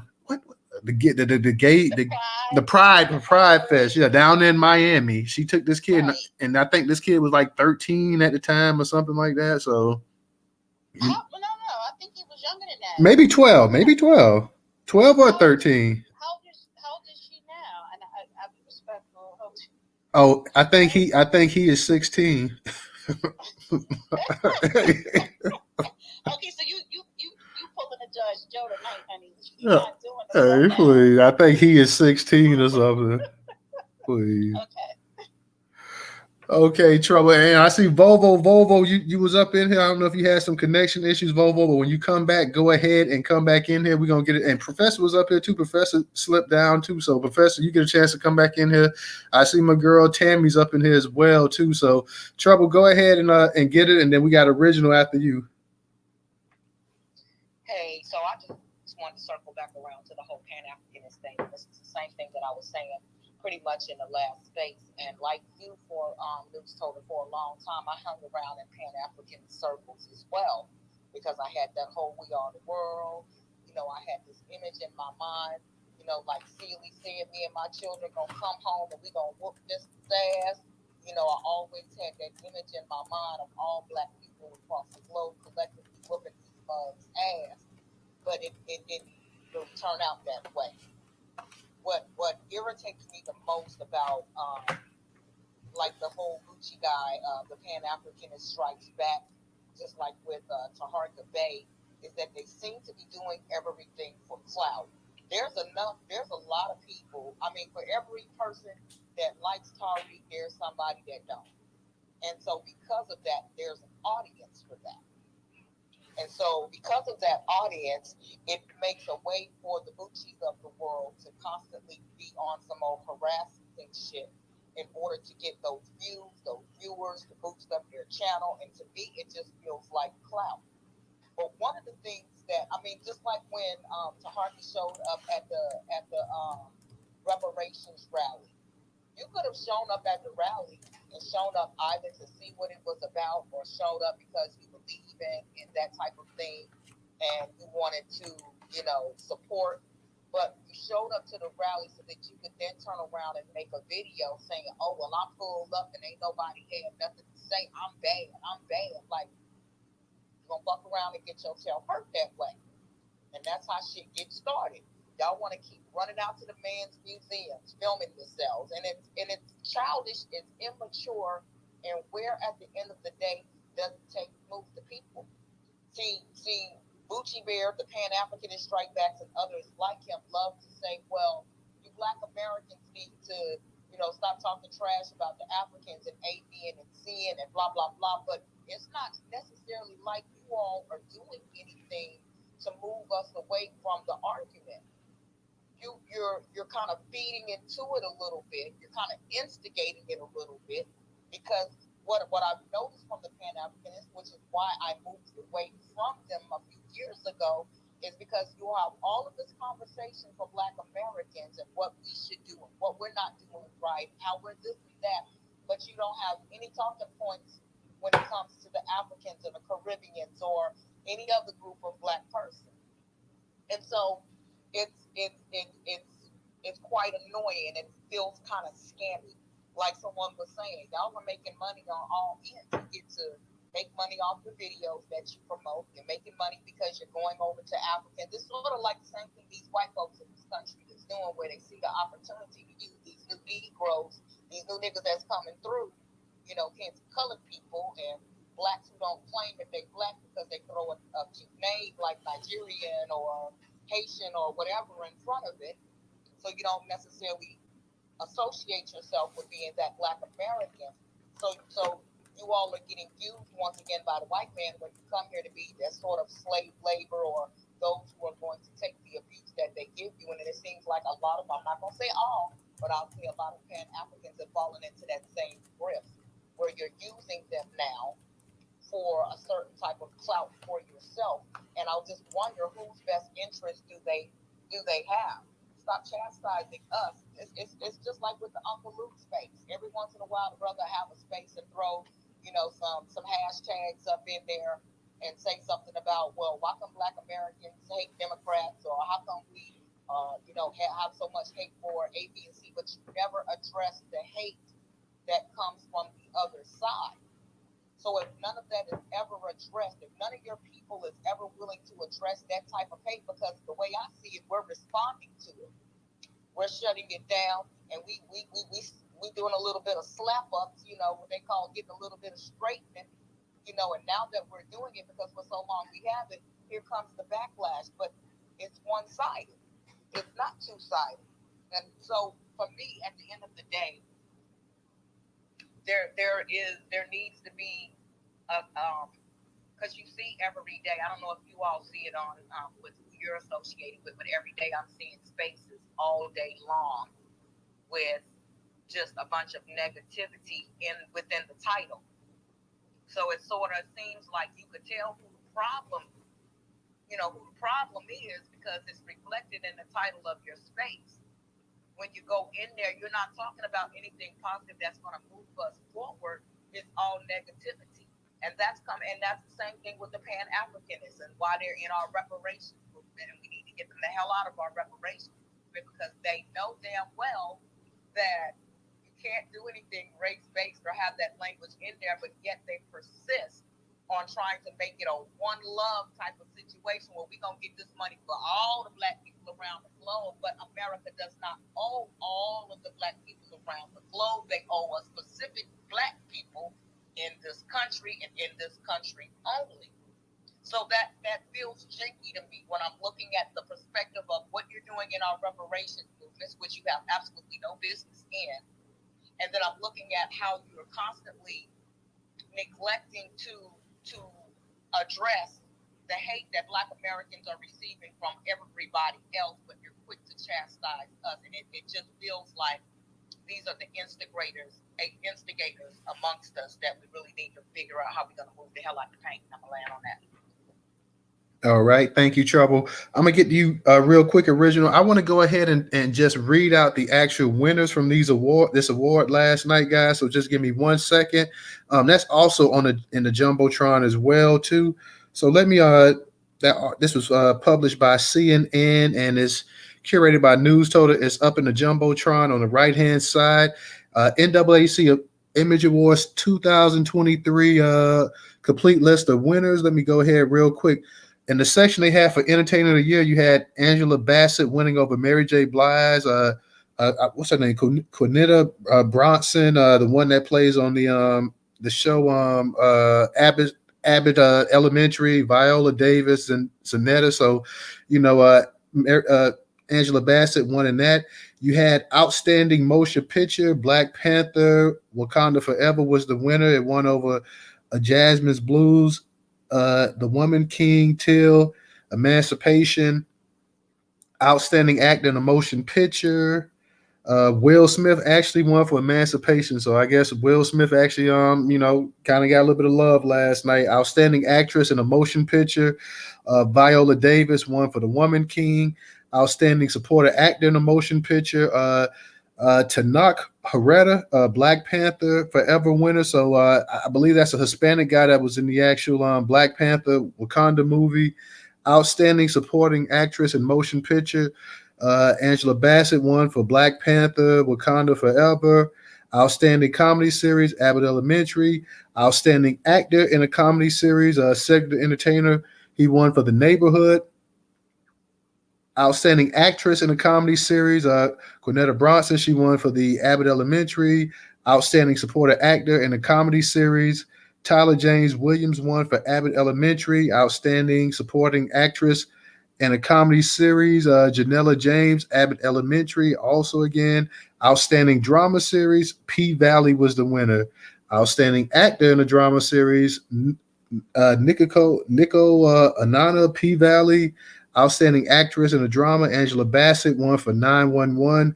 Outstanding supporting actor in a drama series, your boy Method Man won for Power Book 2, Ghost. Outstanding supporting actress in a drama series, Loretta Devine won in P-Valley, and I've never seen P-Valley before, and I didn't even know Loretta Devine was in it, so just to let y'all know, I've never seen P-Valley before. I've heard about it, but I've never seen it. Outstanding television movie, limited series, a dramatic special, The Best Man, the final chapters was the winner.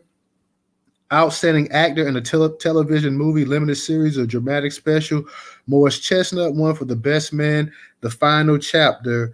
Outstanding actress in a television movie, limited series, or dramatic special, you had Niecy Nash Betts win for the Dahmer Monster, the Jeffrey Dahmer story. That was a Netflix movie. Outstanding actor. Outstanding supporting actor in a television movie, limited series, or dramatic special, Keith David from Scratch. He won.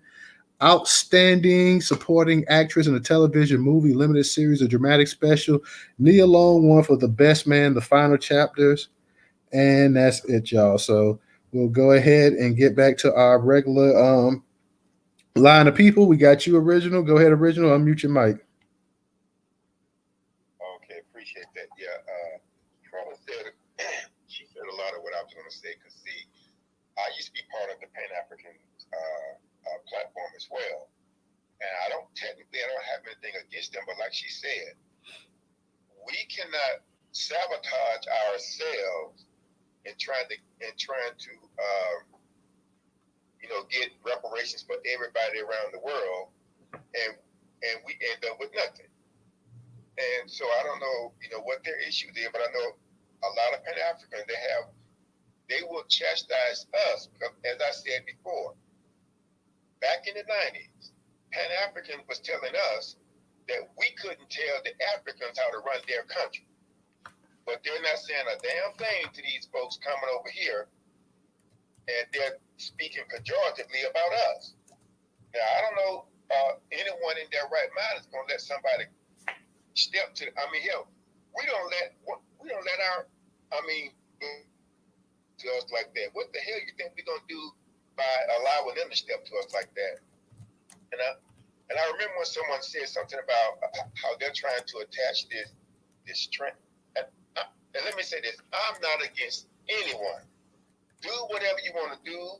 It's your thing. What the Isaac brother said, it's your thing. Do what you want to do. But see, here's the issue: why we have to really keep an eye on this stuff, because let's not forget, black men and boys were raped during slavery. And who do you think raped them? Gay white men. So when you see people trying to attach that to us, we have to respond effectively and let people know that no, that's not right, because you would never attach this to any other group because they wouldn't allow it. But for some odd reason, they feel like anyone can be attached to our pain and suffering, and that's okay. Because I had to shut this. It was a gay white guy on a job I was working. He came around, and when I broke it down for him, he went scurrying away. But I think something has to be done about these. I call them the Baroque Pan-African. Because like I said earlier, I heard some of them speaking pejoratively about hidden colors and Tariq didn't do this and Tariq didn't do that. But damn, y'all had 60, 70 years to do something, and y'all ain't done a damn thing but sit back and complain and you talk about Africa and going to Africa, but your ass still living here. So if you're gonna talk like that, then take your ass over there. And because I remember back in the 90s, it was said that there was some, and I've said this before, there was some people who had moved to Africa. They threw their passports in the ocean, said they didn't want anything else to do with America. But see, when they saw the standard, what the standard of living was like in Africa versus America, they went whining back. They went to the American embassy to get another passport and to get the hell up out that joint. And when I look at some of the stuff that's going on over there, I'm like, I don't know if I would want to try to live over there. I'm fine where I'm at. I'm fine where I'm at in America. With all the crap we got to deal with here, and because as I said before, on another space, there was a sister who said that she lived in Ghana for a year, and she talked about how she was harassed by the police, and she said, hell, she may as well just live over here because they see us as being rich. Because I will say, Black Americans have lived a relatively better life than most Black people around the world. And I'm not trying to knock anyone else, but I think we have to look at this because these people are coming at us both barrels blazing, and they don't have any problem working with whomever trying to destroy us because, as I said before, when it came up from the BBC that the Afrobeats had influence from Black America. These folks went berserk. Because see, they've been told that we don't have a culture. But because it used to just be called Afrobeat. Not to cut you off, Original, but Afrobeats is a knockoff rap. Go ahead, Original. Yeah, exactly. But see, it was influenced by Fela was with some people in I think it was the LA or Oakland. But he was inspired by them. And so and these people, they keep trying to tell us that we ain't got no culture. No, we have the best culture around the world. And people need to understand that. So I just want to say that and say, just that I think we have to respond effectively when this stuff come out. Some of it, depending on what it is, we just can't let it slide. Like especially when they're trying to attach, gay rights to Black rights. The two does not mix because at the end of the day, white folks, the gay white folks gonna end up with what we supposed to get, and we ain't gonna have a damn thing. That's why I tell these people about phobia is that irrational fear of something or someone, and I'll land with that. Okay, real quick, I wanted to ask this question. This was posted over there in YouTube, and then my man Nightfall Drop. He asked this question. He says, "Let me go real quick and find that." He says, "Do you think Hollywood would be so forgiving if Steph Curry's daughter started wearing halter tops and miniskirts with no drawers on because she's sexually fluid?" So that's a question he wants to ask. Do you think Hollywood would be so forgiving if Steph Curry's daughter started wearing halter tops and miniskirts with no drawers on because she's sexually fluid? And I think if that was the case, if Steph Curry's daughter started doing that, I think you would have a major uproar and people would be really, really pissed off and upset with that if that was to go ahead and happen. My personal belief, I don't think any of the major people in Hollywood would co-sign that and back that. I think people would be very, very upset about that, and they would be calling out, taking action on that. So, Tammy, how you doing tonight? Go ahead and unmute your mic. I'm doing well. Hope everybody else is doing well. Y'all, I had to go to the hospital. I was sick. So, your body works in concert together. Remember that, and get enough water. So, let me talk about this. Are y'all talking about Gabrielle Union? Yeah, we saw about Gabrielle Union and the NAACP Image Awards. Also, we was talking about the Hidden History Museum. But go ahead, you could touch up on either one if you want. So, this is what I have a problem with. As a licensed psychotherapist for 25 years, working with those who have to work through gender dysphoria, working with those who are vulnerable and misaligned, dismissed, devalued. It's a child involved in this conversation that can read what people are saying. It is not our determination whether they doing good or bad. Why do we do that? These teens are living, breathing people. And if you think about it. Would you want to come out as gender dysphoria, not knowing which gender you belong to? Would that be something you want to come? Would you want to come out as an alcoholic? Would you want to come out as someone who is struggling with a trans issue, where the government talks about you, making laws against you, and ain't never met you? These are people in our society that we put our own opinion on. I have to sit. Sound like a Black American issue to me. Sound like what? That sounds like a Black American issue to me. That's been happening to us for years. For years, and we doing the same thing to them. I'll be doing the same thing when we don't hold any power, Tammy. We can't do anything. We don't hold any power. I'm not talking about that, Professor. I'm talking about whether we agree or disagree in the conversation that's happening. That's their damn fault. It ain't our fault. That ain't their fault. Real quick, Professor, go ahead and put your hand up because this is a good response. So I know y'all gonna want to go in on it. So go ahead and let Tammy finish. Everybody be respectful. Let Tammy go ahead and get her say in. And I see the hands started coming up. Oh yeah. Tammy, go ahead and say what you gotta say. And everybody, y'all stay on your mic because let's see how many. As soon as Tammy went with that, we got 1, 2, 3, 4 hands came up. So go ahead, Tammy. But the problem is, we have people who are like that. They can choose to be like that, and they don't. I mean, they need as much support as they can. And we have a problem with having opinions about experiences we've not had. These kids are still kids and they're still vulnerable and they still want to be socially accepted. And it doesn't have anything to do with whether we think it's right or wrong. I can't bring that into the room. But what I can do is bring empathy, compassion, and guidance when they need it. You're going to make a law that says you can't get insurance if you are under a certain age. You can't get insurance for whatever you and your doctor has decided. It's a letter signed by every single organization that has something to do with medical to the legislation. I can't put whether I agree or not because it's not my business. But I'm sure gonna try to help them get through it. Okay, real quick, and I'm gonna get to and if I missed the actual hands that was up in here in the order, y'all correct me up real quick. But let me just say this part right here, Tammy, that whatever that child's going through, we really don't know. But let's be perfectly honest here. The actual parents was the one that actually started putting this child out here on the internet, on TV, doing interviews and all this other stuff. They didn't keep this in-house, whatever this child was going through.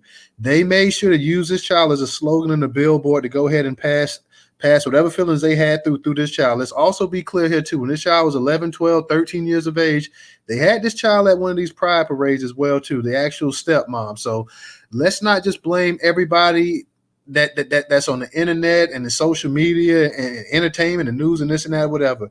These parents, Dwayne Wade and his wife, they didn't say, hey, let's go ahead and work this stuff internally. They decided to go ahead and air this stuff out themselves as well too. And let's also be totally clear here. I know Dana mentioned the mother, the issue she had, and that's how she lost custody. But the mother, the actual biological mother that had these kids, has actually had no say in whatsoever in the way that her son or daughter, whatever you want to call them, has been put out here in the public as well too. So we just got to go ahead and I know you're saying that the child listen that or whatever, but the actual I'm just saying the parents themselves, Dwayne Wade and the stepmother, because that's what she is, Gabrielle Union, the stepmother, decided to go ahead and put this child out here like this and that too. So we got to go real quick, and then we're gonna get to the hands. Let me say one thing. Do you know that thousands of children are born every year where the parents have to choose the sex of the child? But that's not this child here, and this child is not this child's not a hermaphrodite. We don't know. No, this child, that 3 years old. let's be for real. Not all. Most of the. Let's be for real now. Let's be honest here, Tammy. Most of the people, most of these kids, whether they LGBTQ, trans, or whatever, most of these kids are born one way. They're not born as a hermaphrodite. Now you have to go ahead and show me some. You have to show me some actual factual evidence saying that most kids that's transgender or homosexual or whatever are born hermaphrodites. Hold on. Okay, just hold on. I'm not saying. I'm just making sure that everybody knows that can occur. A lot of these children. Yeah, it's a rarity though when it occurs. It's a rarity. One thing. A lot of these kids know 2, 3, 4 years old that they want pink or blue. It's our we put that into society, but they know they say it. They decide.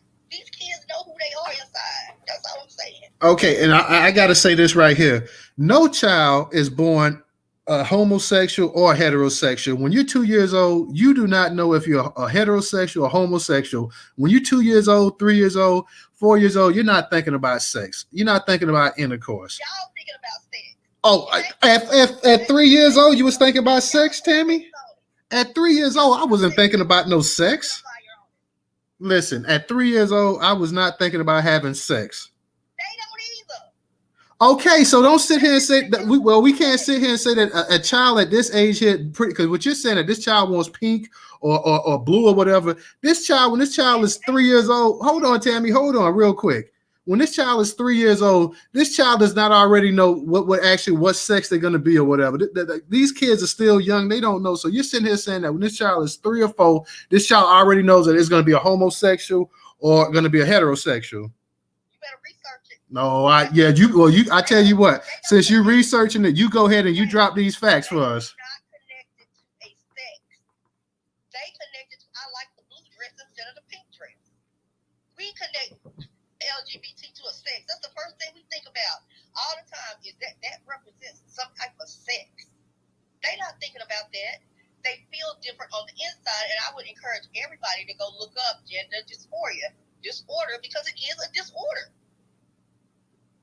Okay, it's gonna be interesting to hear the hands. Another disorder that man has created, because that's what that is. We're gonna go ahead. We're gonna go ahead. We're gonna get the trouble. And like I said, y'all, if I missed the order, y'all correct me because I just saw a bunch of hands come up out of nowhere. We got trouble, Dana.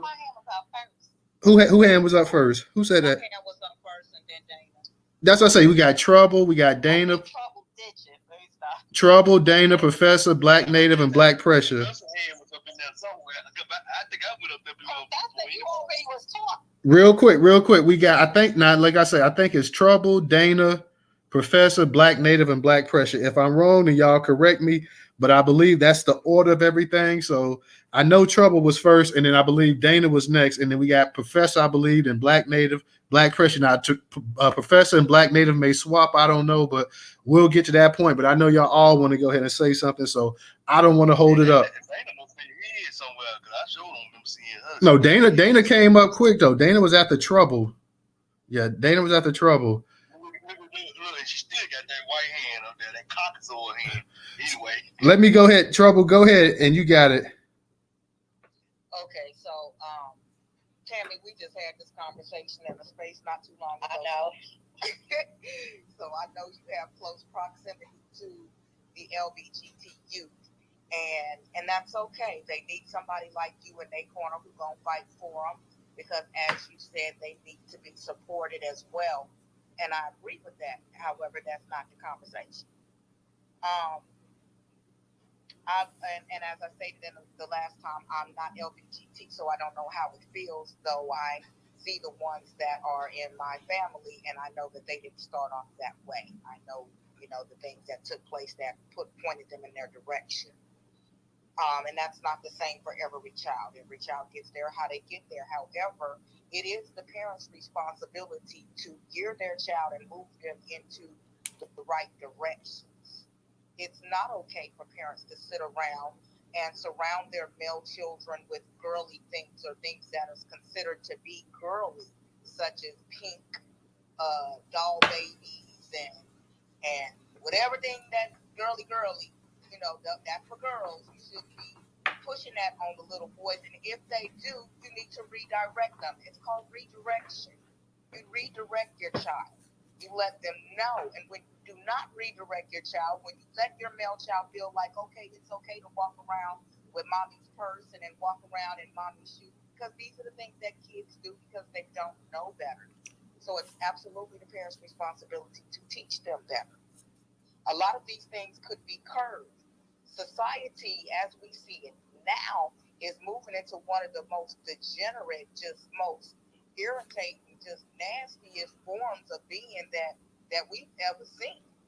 I mean, maybe, my mother always said, there's nothing new up under the sun, so I reckon it was here before, but we have been far removed from that. Now you see it constantly with the billboards, you see it in the news, you see it on TV, you see it everywhere you go, you see it. And I told you, I believe, the last time that I'd had a cousin who sent her son to school, and this little boy always displayed the fact that he liked girls and women, always touching on some booty or looking at somebody's boobies or, always with the freshness. We had to get on him about his freshness with the ladies. But because his school had 2 LBGT teachers who does this thing on Mondays where it's called Coming Out Day, and they allow the children to come out to the class to say that they are LBGT. You're dealing with a kid who loves to be seen, he loves to be loved, he loves attention, and they did not have a special day for the straight kids. They had a special day for the LBGT kids. But see, how did my cousin find out that her son participated in a coming out party at school? It wasn't through the school.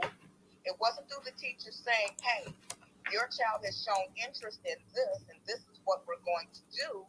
How she found out was through another student being in the class that was friends with her kid's son's side of the family, who told their dad, who had her dad, then his dad then contacted my cousin like, yo, what you doing with my son? Why is A, B, and C going on at school? And she's like, I don't know what you're talking about. And they're like, the baby participated in a coming out day. He didn't come home and tell it. He didn't come home and tell it, and neither did the school. Now we know that he's not LBGT. He knows he's not LBGT, but he wanted to project that to the school. And what ended up happening was, because of this one particular day, he's been teased for the rest of the year. He's gone into this school year here being teased the whole freaking year from his peers, his classmates on the school bus. He's got to ride home with the school buses that are not LBGT. Because now everybody thinks that he is, because he wanted to be seen and he wanted to be loved and he wanted to be celebrated. We have got to be careful with the promotion of these things and making our children feel like it's a good thing, it's this and it's that. And that's what this world has done. So I don't agree with you when you say that, oh, well, kids are just naturally this way, and you throw up your statistics, you're talking about less than 1% of the population. They really are. They really aren't. Hold on, Tammy. Really aren't. Who said? No, I said hold on because she was talking. So hold on real quick. I know we have had a conversation. Okay. Yeah, I'm trying to let her finish making her point. Because in nature, there are absolutes. Okay, real quick, everybody that's in, stay on your mic until we actually get around to you guys. So don't come off your mic. We're trying to go ahead and keep this thing in order because we got people that's got their hands up. They really aren't, and I'm gonna land on this here because you mentioned it. When it comes to all of these different surgeries and hormones and things, these should not be available to kids. There's a lot of things in this world that isn't available to you until you're 18 years old, and there should be no exception for this here because of the fact that you can't give me studies on one hand that's saying, well, a child's mind isn't fully developed until they get to this particular age and stage in life. And then turn around and hand me another study saying, well, children are able to decide that, they want to be X, Y, and Z at this particular age. It does not work that way.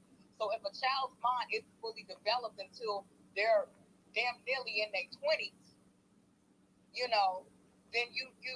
no, it shouldn't be up to the doctors to be able to give them these life-changing alternations to their body, their mind, and their spirit. Because at any point in time when they grow up and they get past that certain particular age, they could think differently about themselves. So I agree with the doctors or the rules as it's stated and the laws pertaining to it.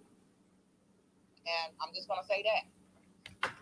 Real quick, because North, I know you got something to say up in the comment section. You talk about, damn, y'all be talking about niggas being gay every day. You trying to tell us something?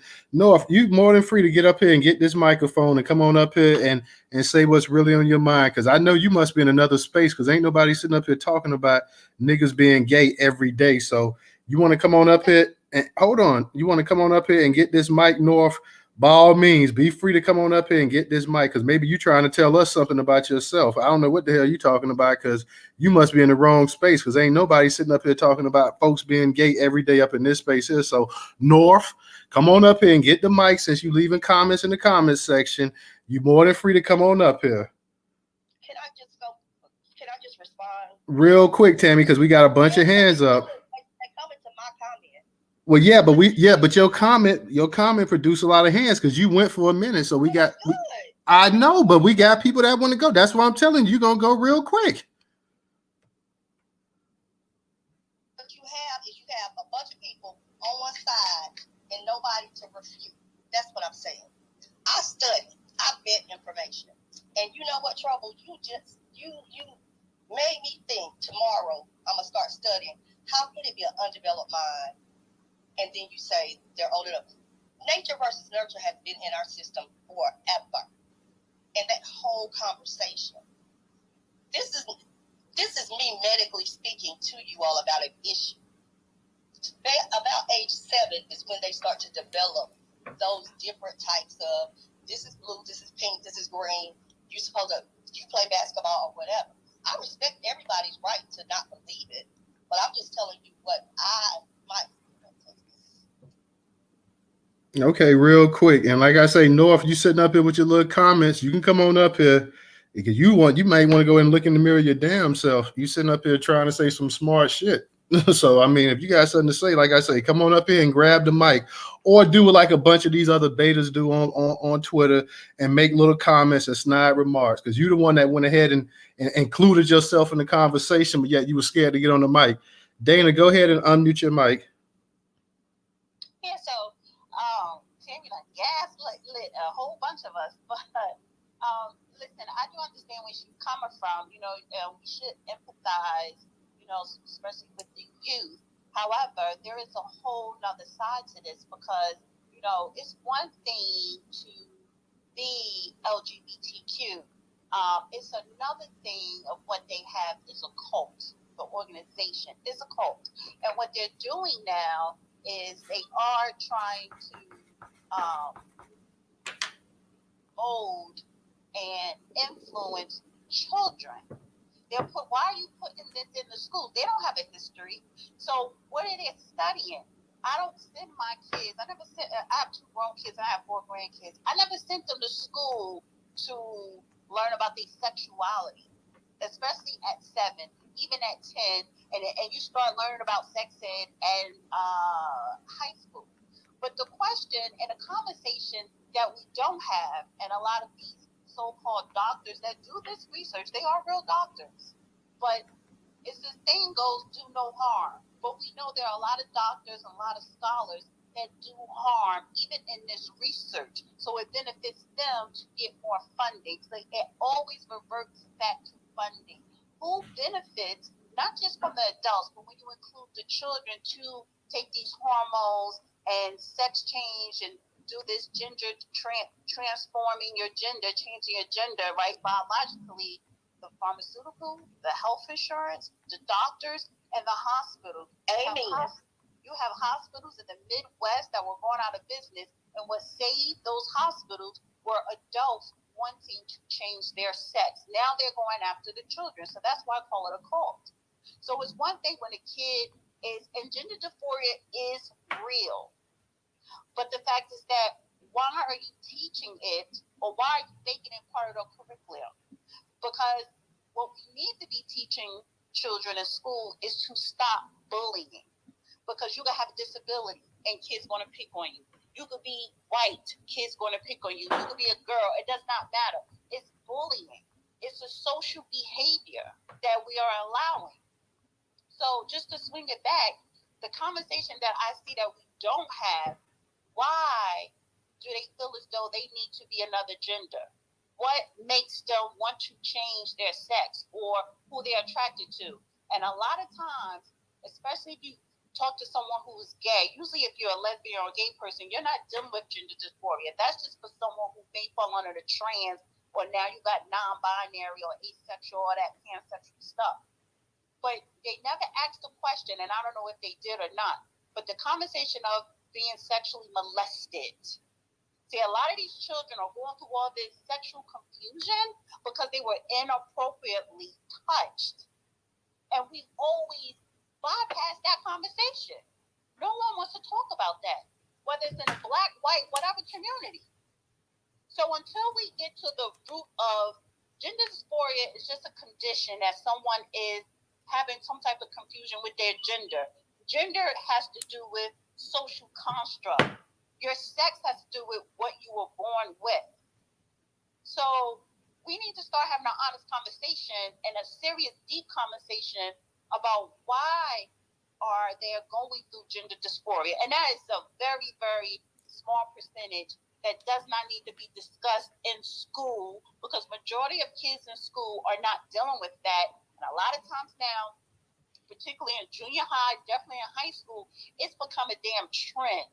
It's trendy to one day show up, and I'm non-binary. Call me a cat. Now you have the meow or the cat purrs that's going on in different schools that they literally identify as being a cat. It's a trend. But then you do have some that deal with gender dysphoria. So again, those who are actually going through serious problems are trying to figure out who they are. Beneath that, I guarantee you 90% of them have been sexually molested or assaulted or touched inappropriately. And I'll yield for right now. Dana, you got it. You got it. We don't know.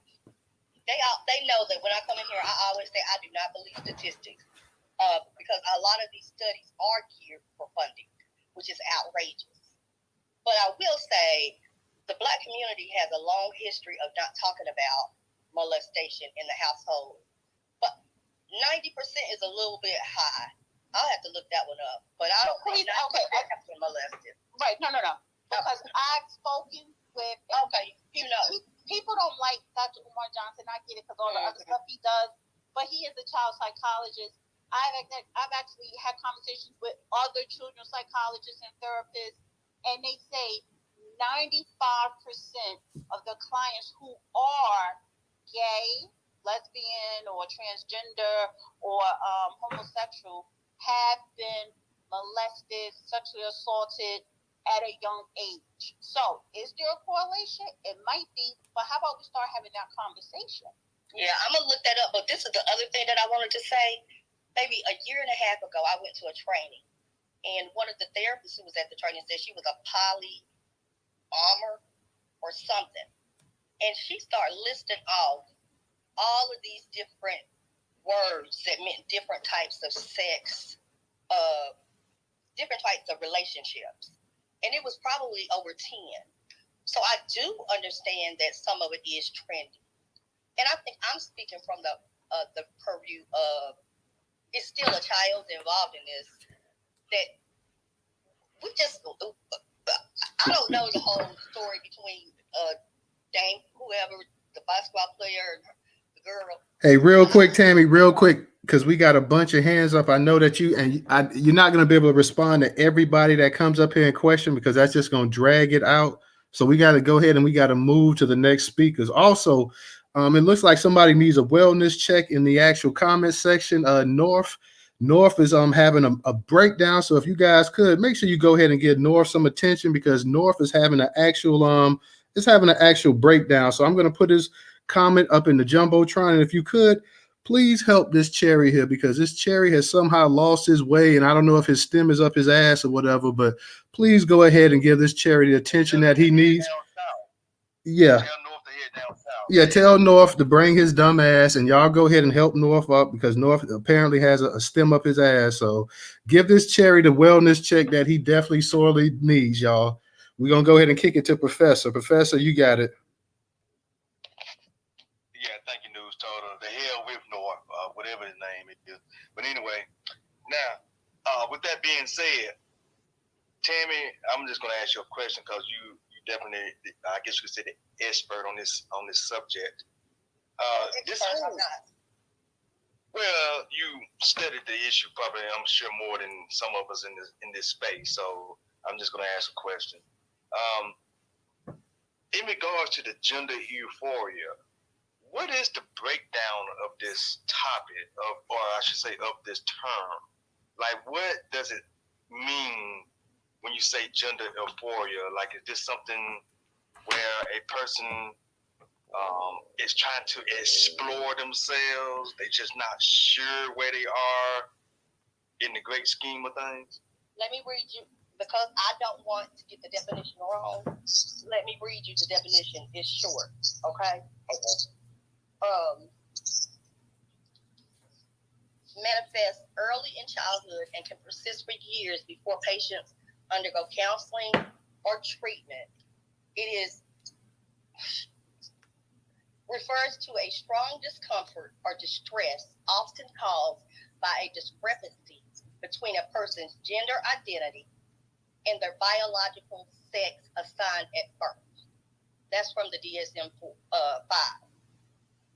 Gender dysphoria worsens as those experiencing it grapple with expected social gender roles and sex characteristics that do not align with or reflect their internal sense of gender identity. So, does that help? So, yeah, I feel I look like I'm a man. I look like I'm a boy, but inside I'm grappling being a girl. Okay. I don't want to wear dresses. I don't want to wear sandals. I want to wear boots and I want to play with trucks. But we all place that identifying marker on those things. Society is what I'm saying.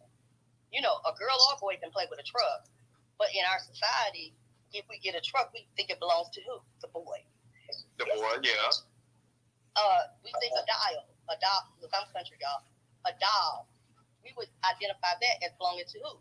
The girl. But those are markers that we set up and put on there, which is not necessarily bad, but that's what the DSM-4 is about. It's a lot of brain issues that are involved with that I think we dismiss.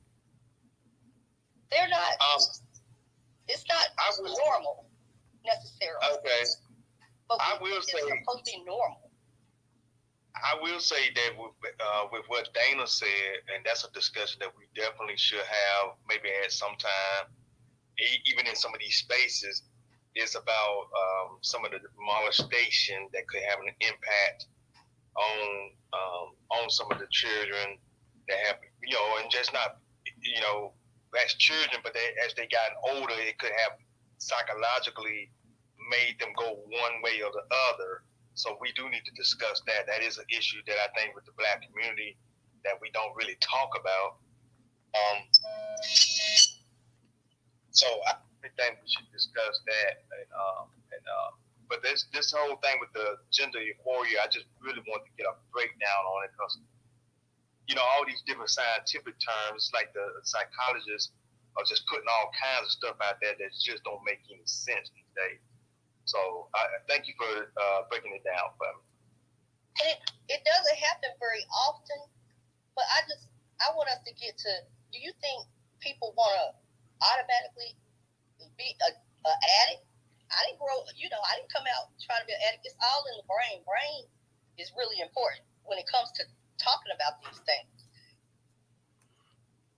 All right, let's go ahead and get to Black Native. Black Native, go ahead and unmute your mic. Thank you, Newstoter. Tammy, you said you've been studying this for 25 years? Just asking. Oh, yeah. I want to know, why is it in this generation, or maybe I'll say starting from the millenniums, because I'm Generation X, starting from the millenniums up until now, Generation Z, it's this, what you called it, what was it called? Gender dysphoria. Gender dysphoria. You know, I'm not that old, but I do recall we did have one guy who used to play rope with us, but that was it. It wasn't all of this different kind of sexual confusion and different sexual gender identity crises going on in like the 90s and like maybe early 2000s. So why now? What has happened now where the children, like you, and I believe David when she said it's a trend. It's trendy to act feminine as a boy or want to, poke out your lips and do all this extra stuff. I don't know what happened with those particular generations. Maybe it has something to do with the shots that they were, the immunization shots that they were given at that time. I believe that also has something to do with what's I forgot what the kids have when they're kind of in their cells, autism. So I believe that has something to do with it, and I also believe that this gender crisis that we're having, this sexual confusion, which wasn't there before. I'm not saying there were never gay people. That would be dumb. But as far as they're getting younger and younger and younger. At the age of 12, at the age of 13, and what has happened. And also, I believe when Dana brought that up, a lot of these children, which they're not speaking of, have been sexually assaulted in some type of way at a young age. And that also could determine, their gender identity or their sexual preference by, being molested. They're not really speaking on that too much. So it's just weird that now all of a sudden we have a whole new generation of sexual confusion, people walking around calling themselves they and it and all this other. To me, it's just like, who created this? And I believe it's white supremacy. I'm getting down to the core of it all. I believe white supremacy has a lot to do with why our young men don't want to be men. They feel safer, I believe, in behaving like a woman because there's so much out here that they know, the dangers of that. And so they rather, they know it. To me, it seems like it's easier for them to pretend or be more feminine as less non-threatening to white society. So I'm just curious as to what happened. Because I know when you was growing up, when I was growing up, when Professor was growing up, when Trouble was growing up, we didn't have all of these different gender crises and different calling ourselves other than human beings. Let me theorize. Well, hold on, real quick. Hold on. Yeah, because we. Oh, go ahead, Black Navy. Because we. Let me land my plane. I'm gonna land my plane real quick. Go ahead. I'm gonna land my plane real quick. So, yeah, that's my. I could be wrong, but just me looking at it and noticing, it's like a whole generation of young boys and young girls. Put a lot of our children are behaving in this manner. And so I'll go ahead and land on that. Thank you. Okay, because real quick, we're trying to get around to the room. So I know everybody wants to ask Tammy a question, but that's going to kind of prolong it. So if y'all could just go ahead and let's try to speed it up. So because we got a bunch of hands still up. So we want to try to go ahead and get to everybody that's got their hand up if possible. So let's go ahead and get to Black Greatness. Black Greatness, go ahead and unmute your mic. What's that? Brother Newstoter. What's going on? DJ Segwan. Long time no hear. What up? What's up? What's going on, bro? Yeah, I saw the little clip. Segwan, what's happening, brother? What's good in the building? I'm over here. Long time no hear, brother. Shout out to you, brother. Yeah, I saw the little clip from Gabrielle Union. This sister is a predator. Let's just call it what it is. This is not her son. I want that to be clear to everybody. This is not her son. This is not her child. There's no way she should be making the type of decisions she's making about this young brother's life. I hear this sister talking about gender dysphoria. We don't care, because in actuality, this was a grooming. I heard Dana, Sister Dana, she's on the burner account, I see why. She used the word molding. Let's just call it grooming. Let's just call it what it is. They took this young brother to the Pride Parade at 11 years old. That's sick. That is sick. And the part that many of us don't know about is after the Pride Parade, they took the young brother to a drag show. A drag queen show at 11 years old. And then they spent the last year, while this young brother is 14 years old, making him a woman. As a child, we're living in a sick world where a woman accepts an award as if she's doing something for our community, as if she's actually pushing the needle in terms of Black liberation movement. Us black folk, regular black folk, you can't afford this type of service. I'm just gonna let you all know that right now. This is some uppity bourgeois, weird Negro shit where they're trying to fit in with those white folks that they gotta go sit and have dinners with, and their children have done it. Do you niggas remember when they first came out with the breast implants? And fathers would take their daughters to go get breast implants for their 16-year-old birthday. We're witnessing this sick shit again. And this time, our people are participating. This time, they're using Hollywood niggas, NBA, entertainment niggas. They're using them to convince you and persuade you easy. So as black people, I'm gonna say this shit firm. You better start saying it with your motherfucking chest. You better back down niggas that are making excuses for what the fuck we're seeing. This is a coordinated effort to keep black people in America for continuing to build on our people. So we better start acting like it. And we should denounce this bitch for what she said. Excuse my language. We should denounce this sister for what she said at that NAACP Image Awards show. Because to have that much vitriol, to talk as if she's out here doing something for the many of Black American communities that are suffering from worse motherfucking problems, that I don't feel comfortable being a boy or girl. Shit, they don't feel comfortable walking down the fucking street without knowing if a bullet is gonna fly. They don't feel comfortable knowing where the next meal is coming, if mom and dad can afford to pay the fucking bills. But you're gonna tell me we have to sit and worry about what fucking clothes you wanna wear, what toys you wanna play with. We're not playing those games, black people. And let these motherfuckers know that. That's all I have to say. All right, appreciate that. Appreciate that black greatness. Let's go ahead and get to Stepper. Stepper, go ahead and unmute your mic. Yo, what's going on, y'all? Shout out to you, man. Long time no hear from y'all. Appreciate it. Appreciate it. Yeah, I think what's going on here is very disgusting. It's sick.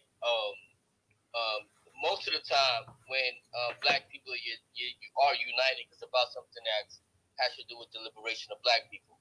And as we can see here, just like the Black Lives Matter movement that was infiltrated by many of people in that community, the NAACP awards is now infiltrated again. Our schools have been infiltrated. They have already put this into play because we've ignored it. A lot of people are going to tell you need to mind your business and let those people do what they do. No. In fact, we need to be extremely possessive of our children, family, and friends. We need to be very observant of what is going on in the school. Because these white liberals and non-black folks are trying to make these calls and define sexuality. And another thing I wanted to point out is that, sisters, if you can hear me, black women define what a black woman is. Our ancestors fought, they fought to have the rights for black people, including they had a detailed experience as being sisters in that movement. We know this to be true. But we also know that feminism was an anti-black racist movement because Susan B. Anthony and many of the feminists that owned slaves, they did not want black people to vote. And they had those black sisters marching in the black back of the line to add to their numbers. But I'm just saying that to say this. Black women have contributed to the liberation and success of who black women are today.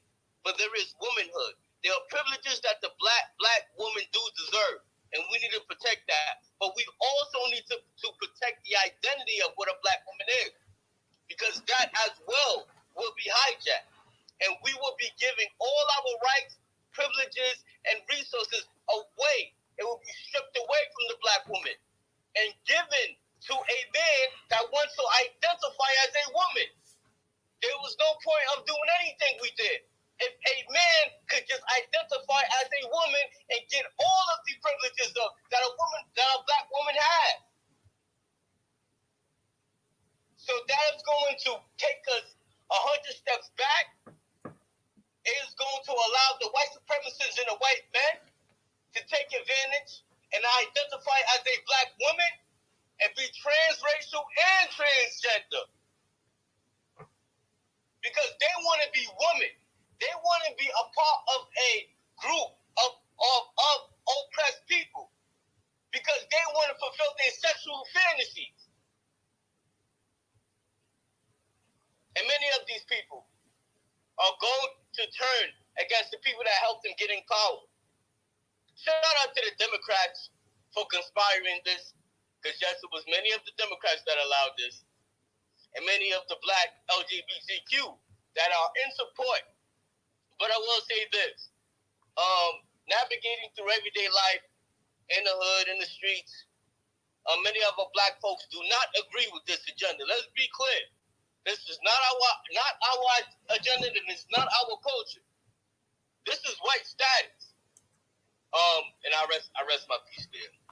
Real quick, let me give a shout out to my girl Rena for her contribution on Cash App. Rena, thank you, sister. I appreciate it. For anybody that wants to donate on Cash App, it's $Newstoter. It is $Newstoter. Remember, Newstoter is the largest Black-owned, Black American-owned news curation media platform today in America. So let's go ahead real quick. And this account, North, real quick, must be a damn troll account. Is this T.S. Giselle? Because the last statement from this cat is how about T.S. Giselle said unblock so she can join the space. So this North cat that's been wilding and talking noise in the comment section, is this one of TSL Giselle's? I bet you that's what that is. Yeah, I'm like, now how in the hell would this person know TS was blocked unless it was a damn TS Giselle? So I may have to go ahead and block this North cat as well too. So let me go ahead and let me give a shout out. Thank you, Tammy, for your contribution on Cash App too. The conversation is rolling, y'all. So we really cooking tonight. So let's go ahead and we're gonna get to Rivera. We're gonna get to Rerod. We're gonna get to Dana. So anybody else that wants to talk, go ahead and put your hands up. Let me give a shout out to Akiri as well too. Thank you for your contribution on Cash App. Let's go to Rivera, Rerod, Dana. DJ, hold it down real quick for me as well too. DJ, you there? DJ might not be. No, I forgot. DJ, Professor, you hold it down because DJ at work, so you hold it down for me. And let's go ahead, Rivera. Go ahead and unmute your mic. Yeah, I see that. Just kind of talking about that initial point. We're very passionate about that. It's important that our people continue to procreate. We all know that homosexuality doesn't end in any procreation. And I mean, you can have these people who adopt or whatever, that's fine. But I think the important thing that we all can gather is if an adult wants to participate in that kind of behavior, that's fine. We probably all, adults do what adults do. Motherfuckers smoke some crack, shoot a gun, do whatever it is, join the military, perform, whatever it is they want to do. But when we have kids that are involved in that kind of activity that is specifically sexuality oriented, not sexuality, but sexually oriented, That's not appropriate.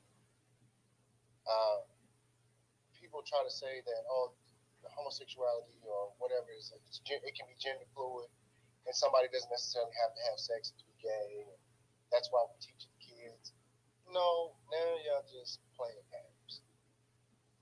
I think that we got to be really careful in the future. I live in Oklahoma.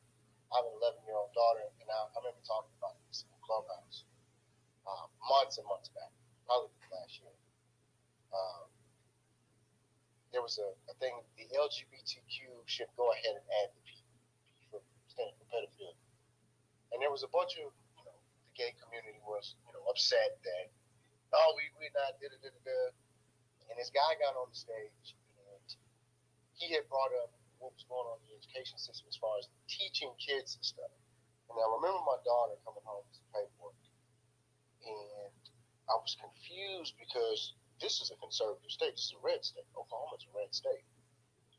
And I was extremely confused why they weren't necessarily teaching that per se and what it is. They were just trying to do the inclusivity kind of thing, like, well, we're teaching this because kids, get bullied and stuff like that. I didn't lead my daughter to the class.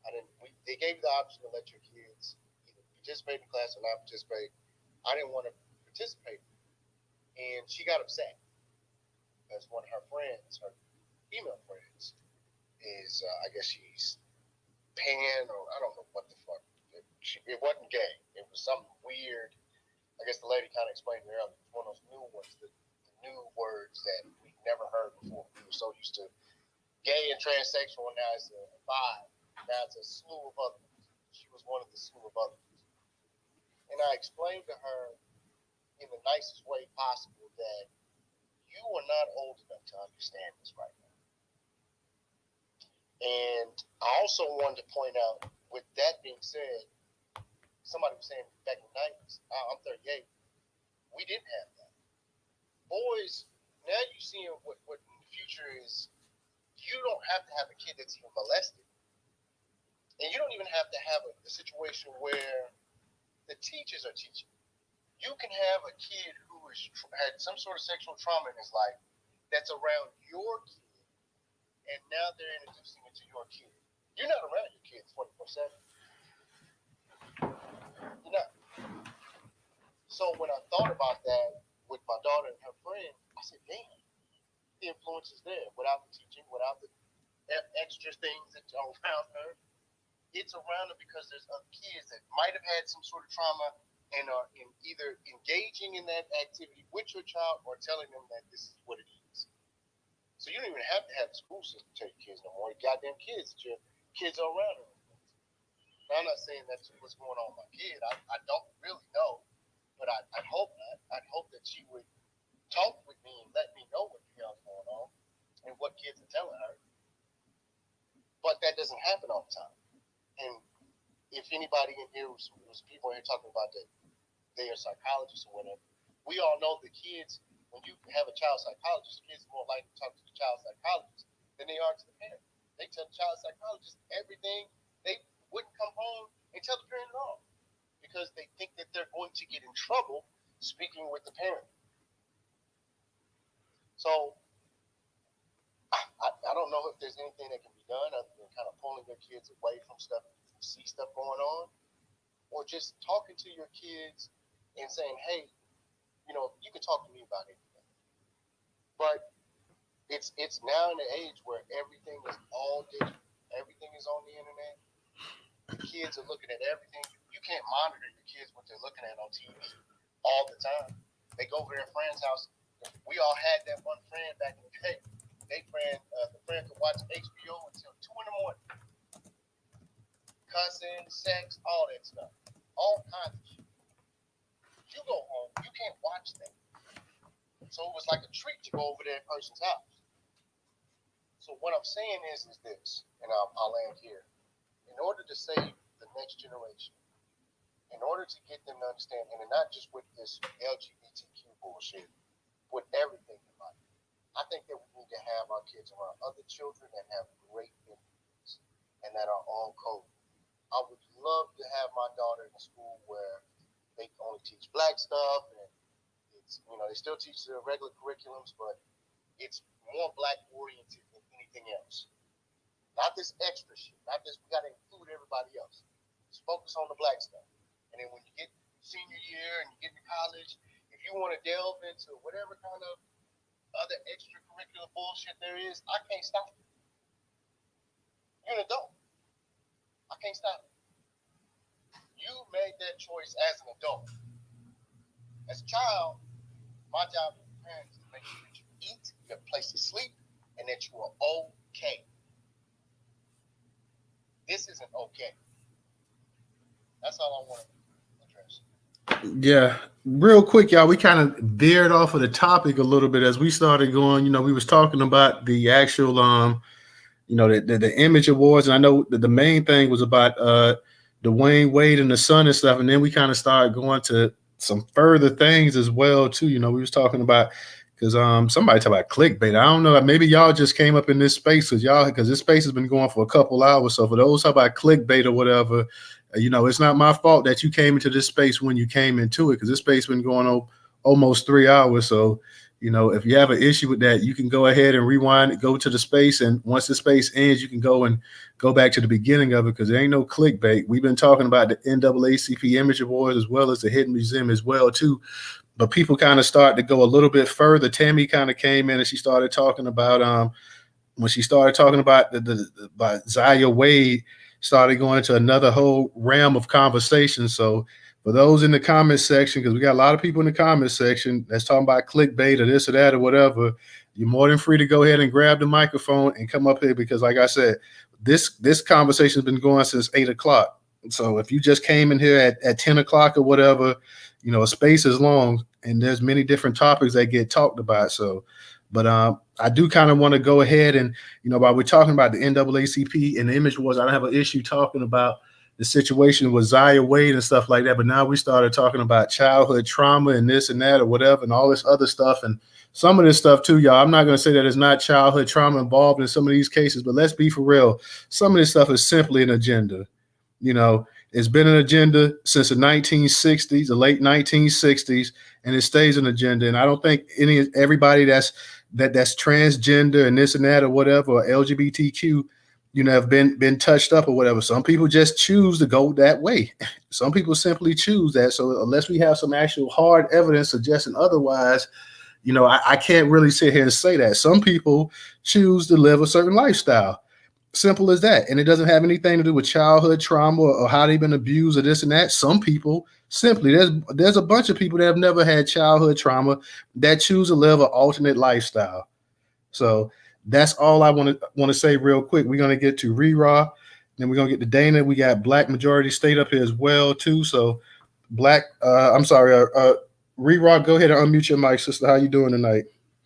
I'm good. Thank you so much, Newstoter, for the space. You know what I'm saying? I always appreciate a safe space to talk, about these issues and stuff like that. So I just want to give a shout out to the space. I love you guys. And yeah. So I had to write some shit down. Right? Okay. And so it's like body dysmorphia. Like this is what it was called before. It was called gender dysmorphia. And people who have body dysmorphia, like according to like late 1920s, it's like they like to cut their appendages off. They don't feel like there's people who have it that cut off their legs, because they just don't feel right having that leg. It fucks with them so much that they need to get that leg cut off. And so this is just another product of that. You know what I'm saying? And then I'm like, the definitions have changed. Like you look up certain things right now. I looked up things 10 years ago. I look the same things up right now, and the whole definition is different. It's completely different. So and not only are they narrating the stories, but they're actually making the rules. They'll take certain things out and add things like mother. No, now it's birthing parent. You know what I mean? And it's just getting real weird. You know what I mean? And then also I wanted to say about the LGBT. I'm not mad at the LGBT community. I don't have a problem with them, transgender, not transgender, gay, straight, whatever. I don't have a problem. But your agenda and your walk of life is not ours. You know what I'm saying? And if it was, then it wouldn't have to be separate from our claim already.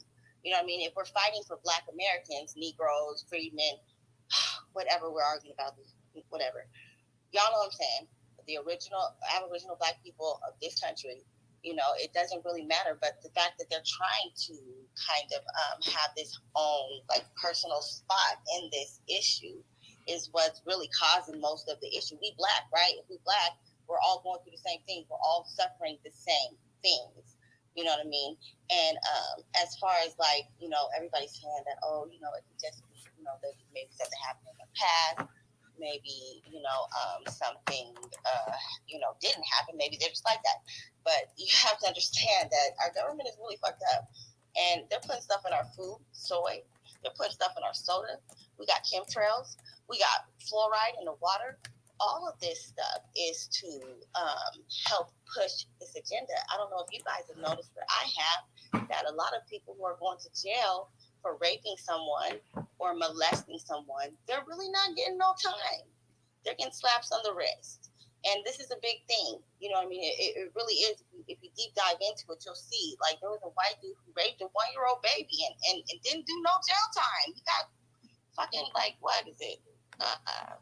When they have to do shit, community service, right? You know, and so it's a whole thing. You know what I mean? And I mean, my husband wanted to say this, but listen, he said the feminism is lesbianism. You know what I mean? And I understood it to a certain extent because it's like, we don't have to do all of that to be who the fuck we are. And it doesn't, I don't require anyone else to be whatever they want to be. You can be gay, you can be straight, you can be lesbian, I don't care. But don't push your beliefs on me. If I look at you and I see a man, don't tell me to trick myself and trick my brain and be like, oh, that's a woman, or that's two people, that's they, and it's not just one person. Now they're two people. All of this stuff, like don't cram that shit down my throat. And I'm not gonna trick myself, period. I'm not gonna like lie to my own self who I am just to go along and get along, you know. And maybe that's, you know, neither this way or there, but you know, I'm not gonna raise my children to do that. You know, I'm not gonna be like, yeah, if you see a dude that looks like a girl, go give her a hug. No, steer clear of that. It's a whole process going on right now. This is historical, okay? White people have always been gay. They've always had this kind of pedophilia stuff going on. It's all over the Catholic Church, okay? It's a part of their whole indoctrination. And the fucked up part about it is that our parents are indoctrinated, who indoctrinated us, and now we're indoctrinating our kids, okay? Yes, okay, some kids grow up like that. You know, I have a baby nephew. He plays with whatever toys he wants to play with, okay? He's one. He's not thinking about his gender. He's not thinking about his gender. So why would I stop him from playing a toy with any toy he wants to play with, you know? But it comes to a point where you're grooming your own children now because you're indoctrinated. You've been indoctrinated to believe everything Fox News says. You've been indoctrinated to believe everything you read and everything you learned in white man facilities, white man learning centers, okay? And it's all a lie. And so you've been indoctrinated, and now you're indoctrinating your children, and you're being desensitized to what's really going on in the world. And period, point blank, that's genocide. That's genocide, okay? It's genocide. Men and women not having sex. So what? All the straight black men are gonna go and date straight white women because we're all so gay? Like, what are we saying? Like, what are we doing right now? It's genocide. It's all genocide. The food, the air, the water, all of it is to kill people. Okay? And I'll let my friend there. Thank you. Thank you, sweetie. As always, glad to have you in the space. I know you don't speak often, but when you do come, it's appreciated. So thank you, Rira. Let's go ahead and get to Dana. Dana, go ahead and unmute your mic. Hey, no, just real quick. I think it was Black earlier, was like, I'm on my burner. This is not a burner. This is actually my other branding logo, Alter Ego. And I actually have a YouTube channel called Dana with the Data, so you guys can subscribe and follow me on Twitter. So no, this is not a burner. I'm not hiding from nobody. That was it. Yeah, it don't matter, y'all. She still got white hand for both accounts. Listen. I am light skinned and black people are all shades.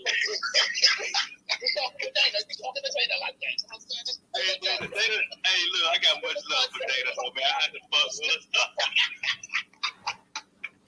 let me go ahead and get it to Black Majority State. Black, how you doing tonight? I'm good. What's going on, Newstoter, DJ, Professor, everybody up in the space? So I'm gonna say protect black children, protect black children, protect black children. You know, and Dwayne Wade, you know, I'm very disappointed in his fatherhood and his choices because he is the man in that family and that's his son, and he should really have been protecting his child. You know, I'm under the firm belief that once a person becomes 18, it's their life, they're an adult, they can pretty much do whatever they choose. But as a child, as a minor, it is really on the parents to be their protectors. So that's where I land on that. Shout out to Tariq Nasheed. I've been seeing posts about his museum. Congratulations to that black man for you know, achieving his goal. So the reason I requested to speak was because medical diagnoses were brought up. And for black Americans in this country, medical diagnoses have been a weapon and a tool against our population. Our entire history here, the medical experiments in all areas of medical health. So I really never can accept when someone uses medical diagnoses that have been crafted and formulated by the people who, you know, want to harm our population as something for us to look to, as you know, something that we should follow. I think we all know the term drapetomania, which was used to describe a black enslaved human being who wanted to escape. That was a mental health diagnosis. And we also know about the pain, the fact that they don't believe that black people suffer pain. And even to this day, they still don't believe that we suffer pain the same way that they do. And they misdiagnose us because their whole entire medicine and their medical systems and structures are based around white people. So you can't apply a white diagnosis to a black American child. And I also want to say this, because this is the indoctrination of academia. I have a real problem with people who go to institutions and they are indoctrinated with white philosophy and white thought, and then they come and they try to dispense that to black Americans. And that's in every field. It's not just medicine, it's politics, it's every possible field. We have to get to a place where we do our own research. We know who our people are. We know who our children are. We understand what we need, and we stand firmly on that. And I'll end with that.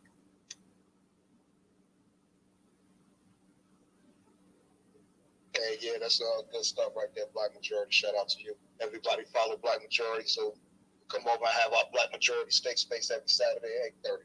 But yeah, Todd, I'm here. I'm just over here messing with this daggone big ass tablet. Sometimes it's hard to turn it on and shit. But let's see who got their hand You up. got Tammy with her hand up.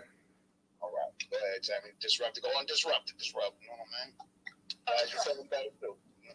I'm glad I'm feeling better, so much better. Look, I just need a couple of days so I can get that back. But come on, Dana said something that was really important that I don't think we pay attention to, because I didn't. The government is our worst enemy. They are the one who push agendas to get funding, to spend it, that never gets to any black people. They don't.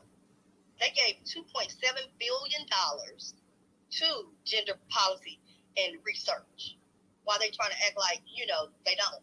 The STEM research and that they did on Henrietta Lacks, even Tuskegee, syphilis experiment.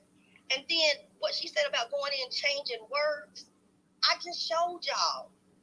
Where was the outrage?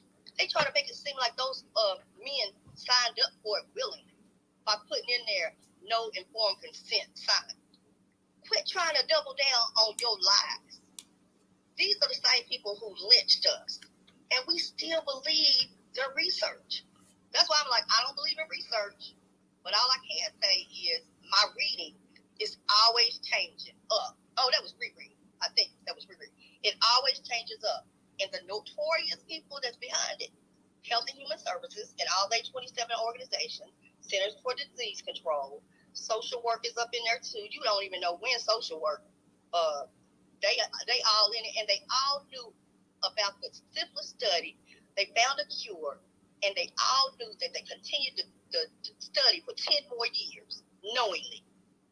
So I don't know why we always try to blame it. This is stuff that we are told. I would have never believed it had I not had a side-by-side and really went back and researched all the lies. Misinformation. It ain't misinformation. It's a lie. They just trying to put a nice skirt on it, like they always do in earrings and lipstick. They are the biggest carriers of information and the biggest spenders of money. Put our name. This gonna help the bipartisan school act. This gonna help the the underserved. Y'all, then why are we still in the same situation that we always been in? What has improved? Ask yourself that. What has improved? Nothing. Real talk, Tammy. Appreciate that. Guys, I guess we're not gonna hold the space open too much longer. If anybody wants to say something, they can go ahead and come on up here. Else we're gonna get ready to close this space out. We've been going for close to about 3 hours. So if somebody wants to say something, go ahead and get it in, or else we're gonna get ready to close it down for the night. We'll be back tomorrow night, 8 p.m. Eastern Standard Time. So, Black Majority State, go ahead and unmute your mic.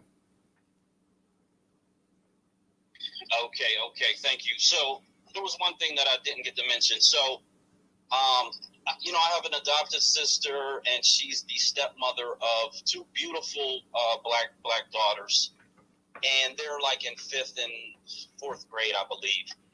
And so the oldest one has been having problems and issues, and she's been saying she's lesbian, she got a girlfriend, blah blah blah. Well, they finally had an opportunity to look at her cell phone. And what they saw was so disturbing that they took the phone away from her. For any adult who has a child that is in these schools, the kids are indoctrinating each other with these type of ideologies. I think someone else mentioned that earlier. If you have a child that is in these public schools, you must monitor their electronic devices.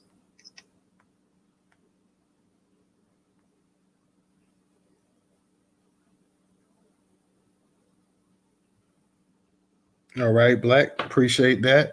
Let's go ahead, and I see Rella's up here. Rella, how you doing tonight? Hey everyone, how are you? Doing good. How about you?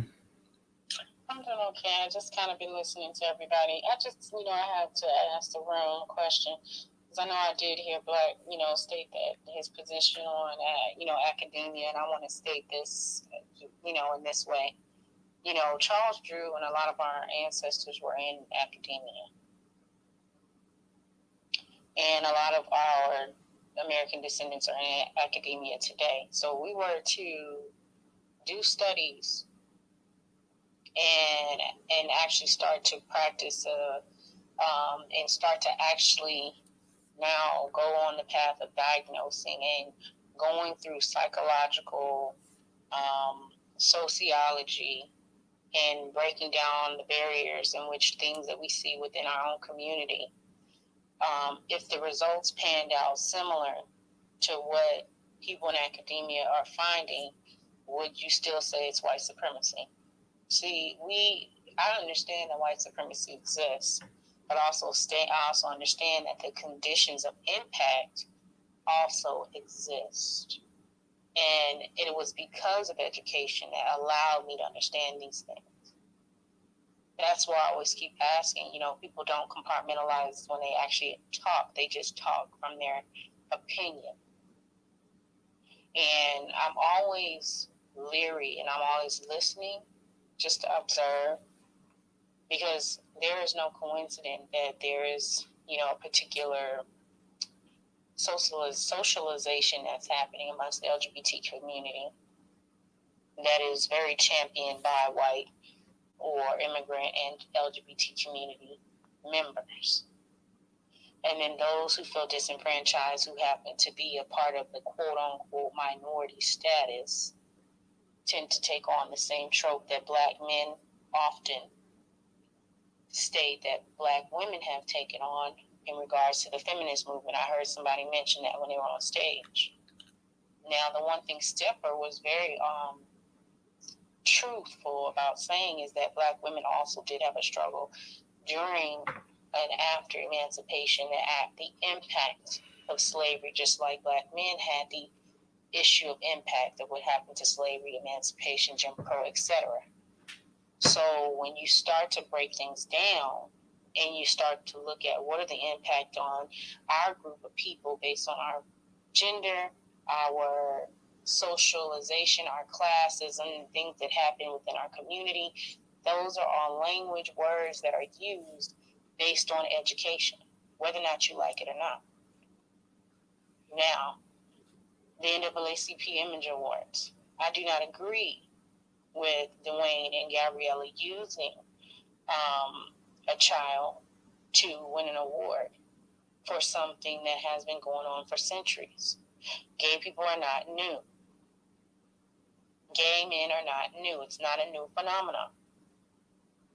Now, you're telling me that people who participate in grooming activities are now winning awards.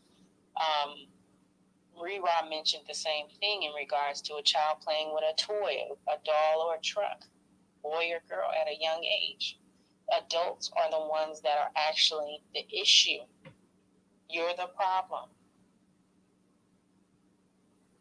Where was this young boy's or this young child's mother, biological mother? That was the total disrespect. You had an award show and completely disregarded the birth mother of the child, while the Black father set up on the award show and decided to make a consensual situation with his now new wife, who wants to push her activism into the community of staying relevant.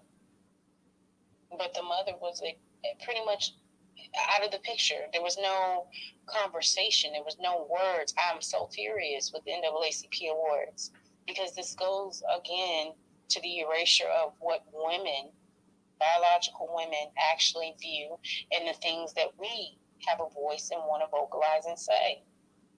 If my son decided he wanted to be or thought he might be another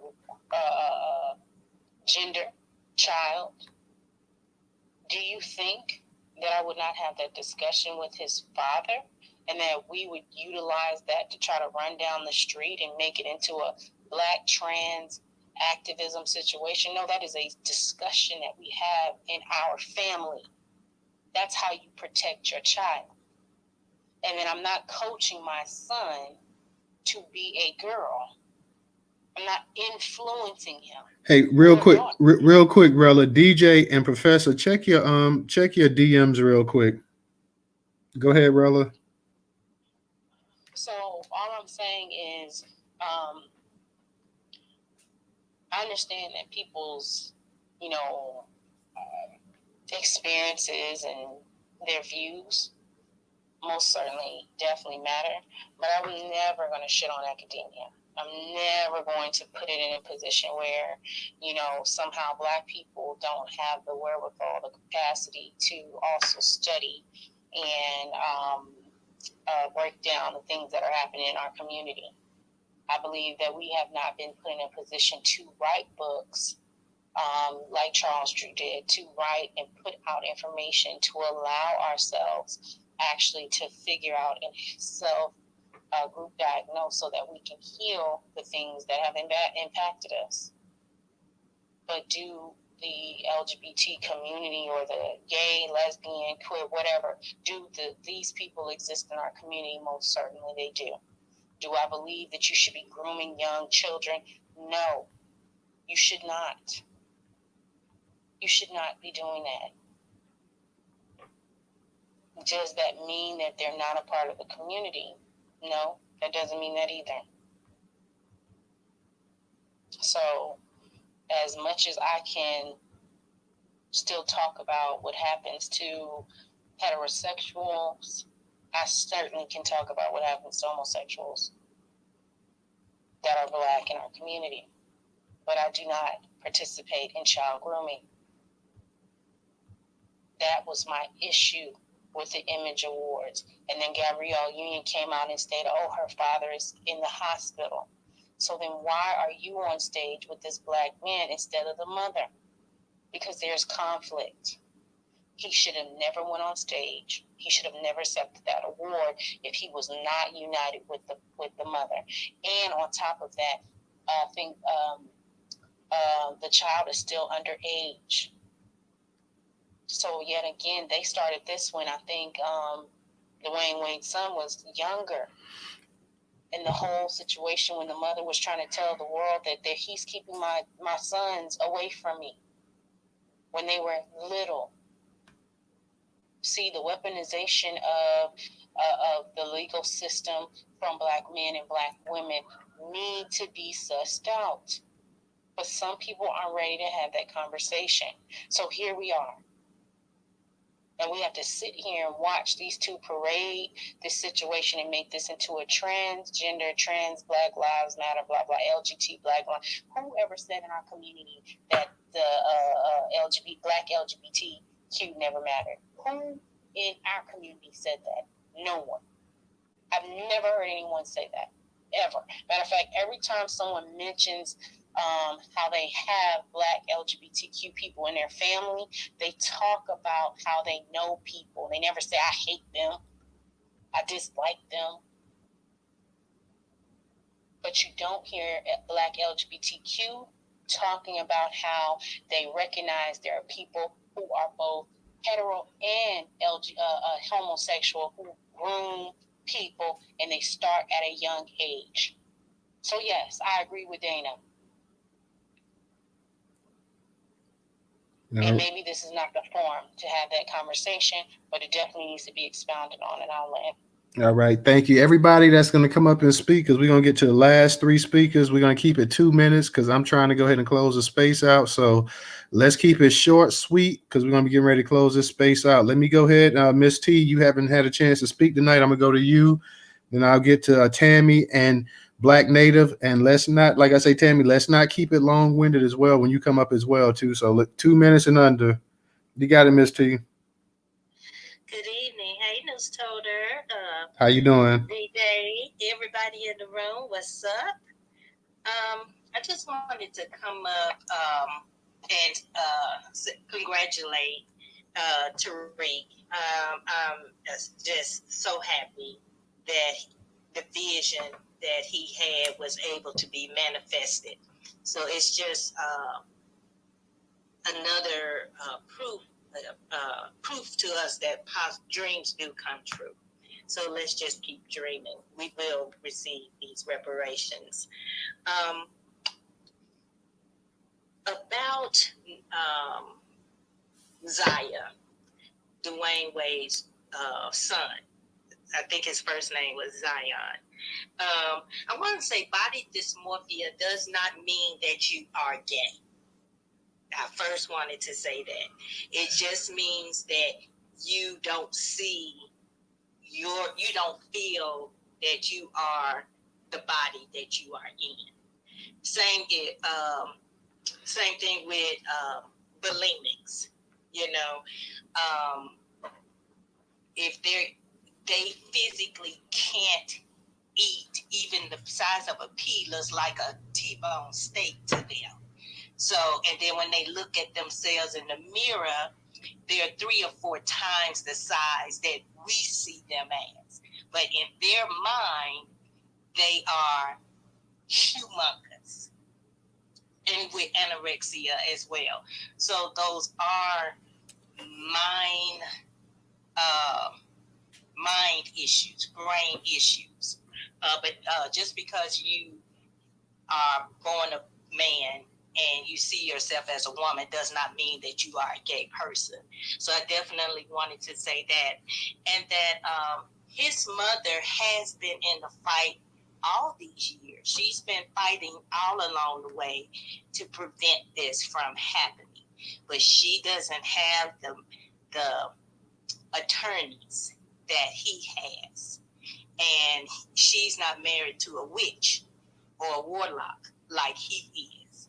So little Zion has recently as I think last week, she has been awarded through the state of California the name change of Zaya, and she has been awarded to be recognized as a girl. She is no longer a boy. And with that, I land my plane. All right. Thank you, Ms. T. Tammy, let's go ahead and go real quick, and then we're going to get the Black majority state, and we're going to close the space out for the night. I appreciate everybody's comments and opinions on this issue. I would encourage everybody to just try to go read something about it. In 1973, they took out homosexuality out of the DSM, and it was to please a white agenda. So it happens more than we would think. But I want us to get into an uproar about some of the other things that directly affect our community as well. I mean, we're still going to professional football games. Can we get into an uproar about that? We got a judge sentencing 11 children with made up laws. Can we we got people killing we got so many other things that we don't get upset about. This is not going to be something that we can change. It's a medical mystery that I just want to love up on the kids because they are still human. They do still need love. They do still need to eat and use bathroom and be safe.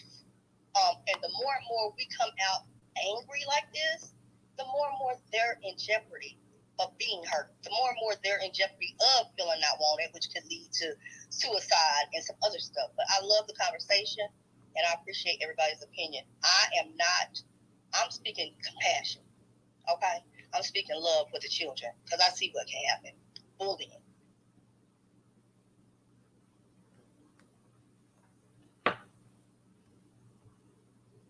All right, Black, go ahead, and we're going to let you be the final speaker for the night.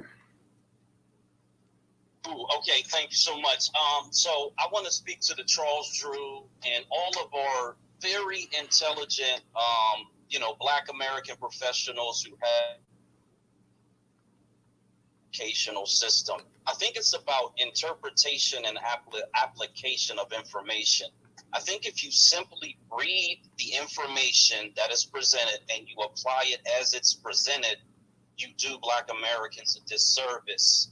I really, really, really believe that, and Black Professor mentions him a lot, Johnny Cochran was someone who was an elevated figure because he applied the information to benefit Black American society. So while going through any type of training, certainly provides a benefit for the person, for me, it's about the interpretation and the application of the information, because information alone is powerless. It's the application of the information that really, for me, is where all the power lies. So I'll end with that.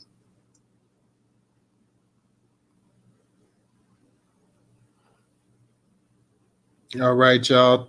We're going to go ahead and we're going to wrap this up for the night. Thank you to everybody that came up in the space. For those of you that didn't get a chance to hear the space from the beginning, you can go ahead and check out the recording. We went about a little over 3 hours a night, so we'll be back tomorrow night. You guys take care. I appreciate all the co-hosts, the speakers, the listeners, everybody who tweeted out the space, those who donated, those that could. So thank you guys again for a great space, and we will see you guys Monday at 8 p.m. Eastern Standard Time. You guys have a good night. Enjoy the rest of your weekend, and we'll see you guys tomorrow night. Peace, y'all. Peace. Good night, guys. Good night. Good night, everybody.